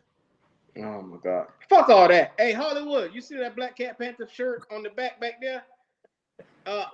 You need to be checking that out on KeepPondTVShop.com. That what the fuck I'm on now. I hear you, dog. I hear you. You ain't gonna buy it. I already hear it in your voice. Oh, here we go. How you figure that? Here come the bullshit. Now, see, what you don't know is I actually do support the podcast I listen to. Oh, okay. I appreciate you. Excellent. He knows. I appreciate you then, family. I appreciate you. Come on now. Tap dance with your boy. Come on, buy the shirt now. Shit, I'm on here with you. I'm listening. Yeah. Come on now. Come on. Don't be a people.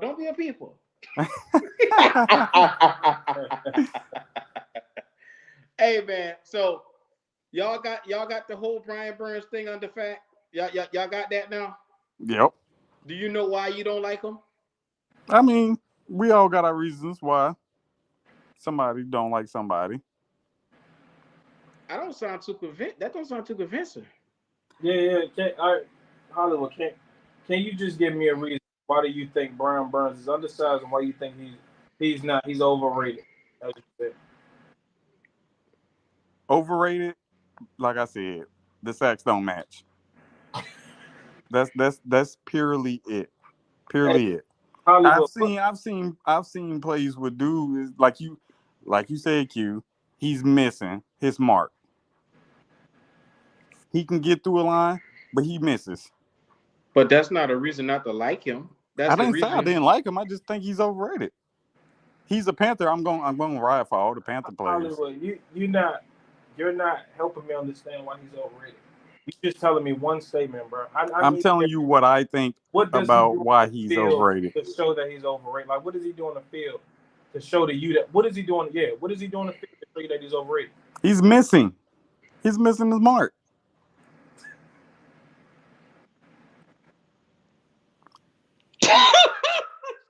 Laugh. I mean, you asking the question, I'm answering. Laugh. Go ahead. But he's missing. He's obviously missing the quarterback. He's not getting that many sacks. He's not getting. That's like saying the same thing as some people could say.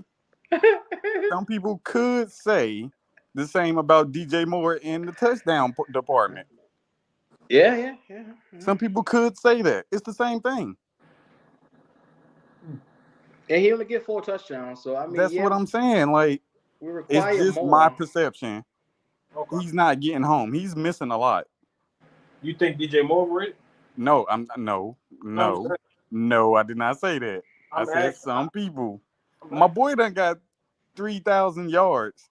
Okay, he good in that department. He not overrated. He done had some shitty quarterbacks, but that's another story. Shinobi said, "Who's your favorite Panther of all time?" Of all time, I mean, on defense, I'm probably gonna say JP. On offense, I'm probably gonna say it's a toss up between Steve and Greg. Why you like Julius Peppers? Because the dude is a dog. He got after it. Ain't he number 4 all time in the sack leader? Yeah. Right. What about Smith? Say that again? I don't even know. What did Steve Smith do good? Well, Steve Smith, he a badass. First one to get the 3. He led in the receptions, catches, and yards. He was the first one to do that for a while. And He was just basically the heart of the team for a while. Already then. Was he not? Yeah, he was. He was Did the he franchise. not? Did he not lead in receptions, catches, and yards? Okay. Yes, Is he not on the all-time receiving list? He said receptions, catches, and yards. I thought receptions was the same thing. I mean, receptions, yards, and it was something else. Y'all hell out here tonight, bro. I know. Why ain't you giving me up. hell, bro? Chill out. Chill out. Chill out. Lonzo on your ass. I know, man. Chill. I ain't do nothing to you, bro. I ain't do it. I ain't do it. Lonzo doesn't like a match to your black ass. God, I ain't do it, bro. Woo! Lord have mercy. So now we got that established, man. Hollywood, I appreciate you for just pulling up on your boy, man. You know, and make sure if you're not subscribed, make sure you subscribe, fam. It's already done, my boy. Boy, I appreciate you, man. I appreciate you, man. God damn. And if you watch it in the back and you haven't subscribed, please go ahead. I like all fans. Come on. Lonzo, you got any closing words? Nah. Subscribe to the Black Cat Panther podcast. Shout out Q, man. Also, Friday night we live. We're in the watch party. We're in the Discord. Hit the cash apps. Dub Q09, Big U, Little N, Double K 2021. $10 to get in. Be there. Beat me there. Yes, sir. Mr. Hollywood, you got anything you want to tell the people? Nah, man. Smash that like button. Man, I appreciate y'all, man. Hey, this has been Dub Q, Black Cat Panther Podcast, and y'all have had a good one.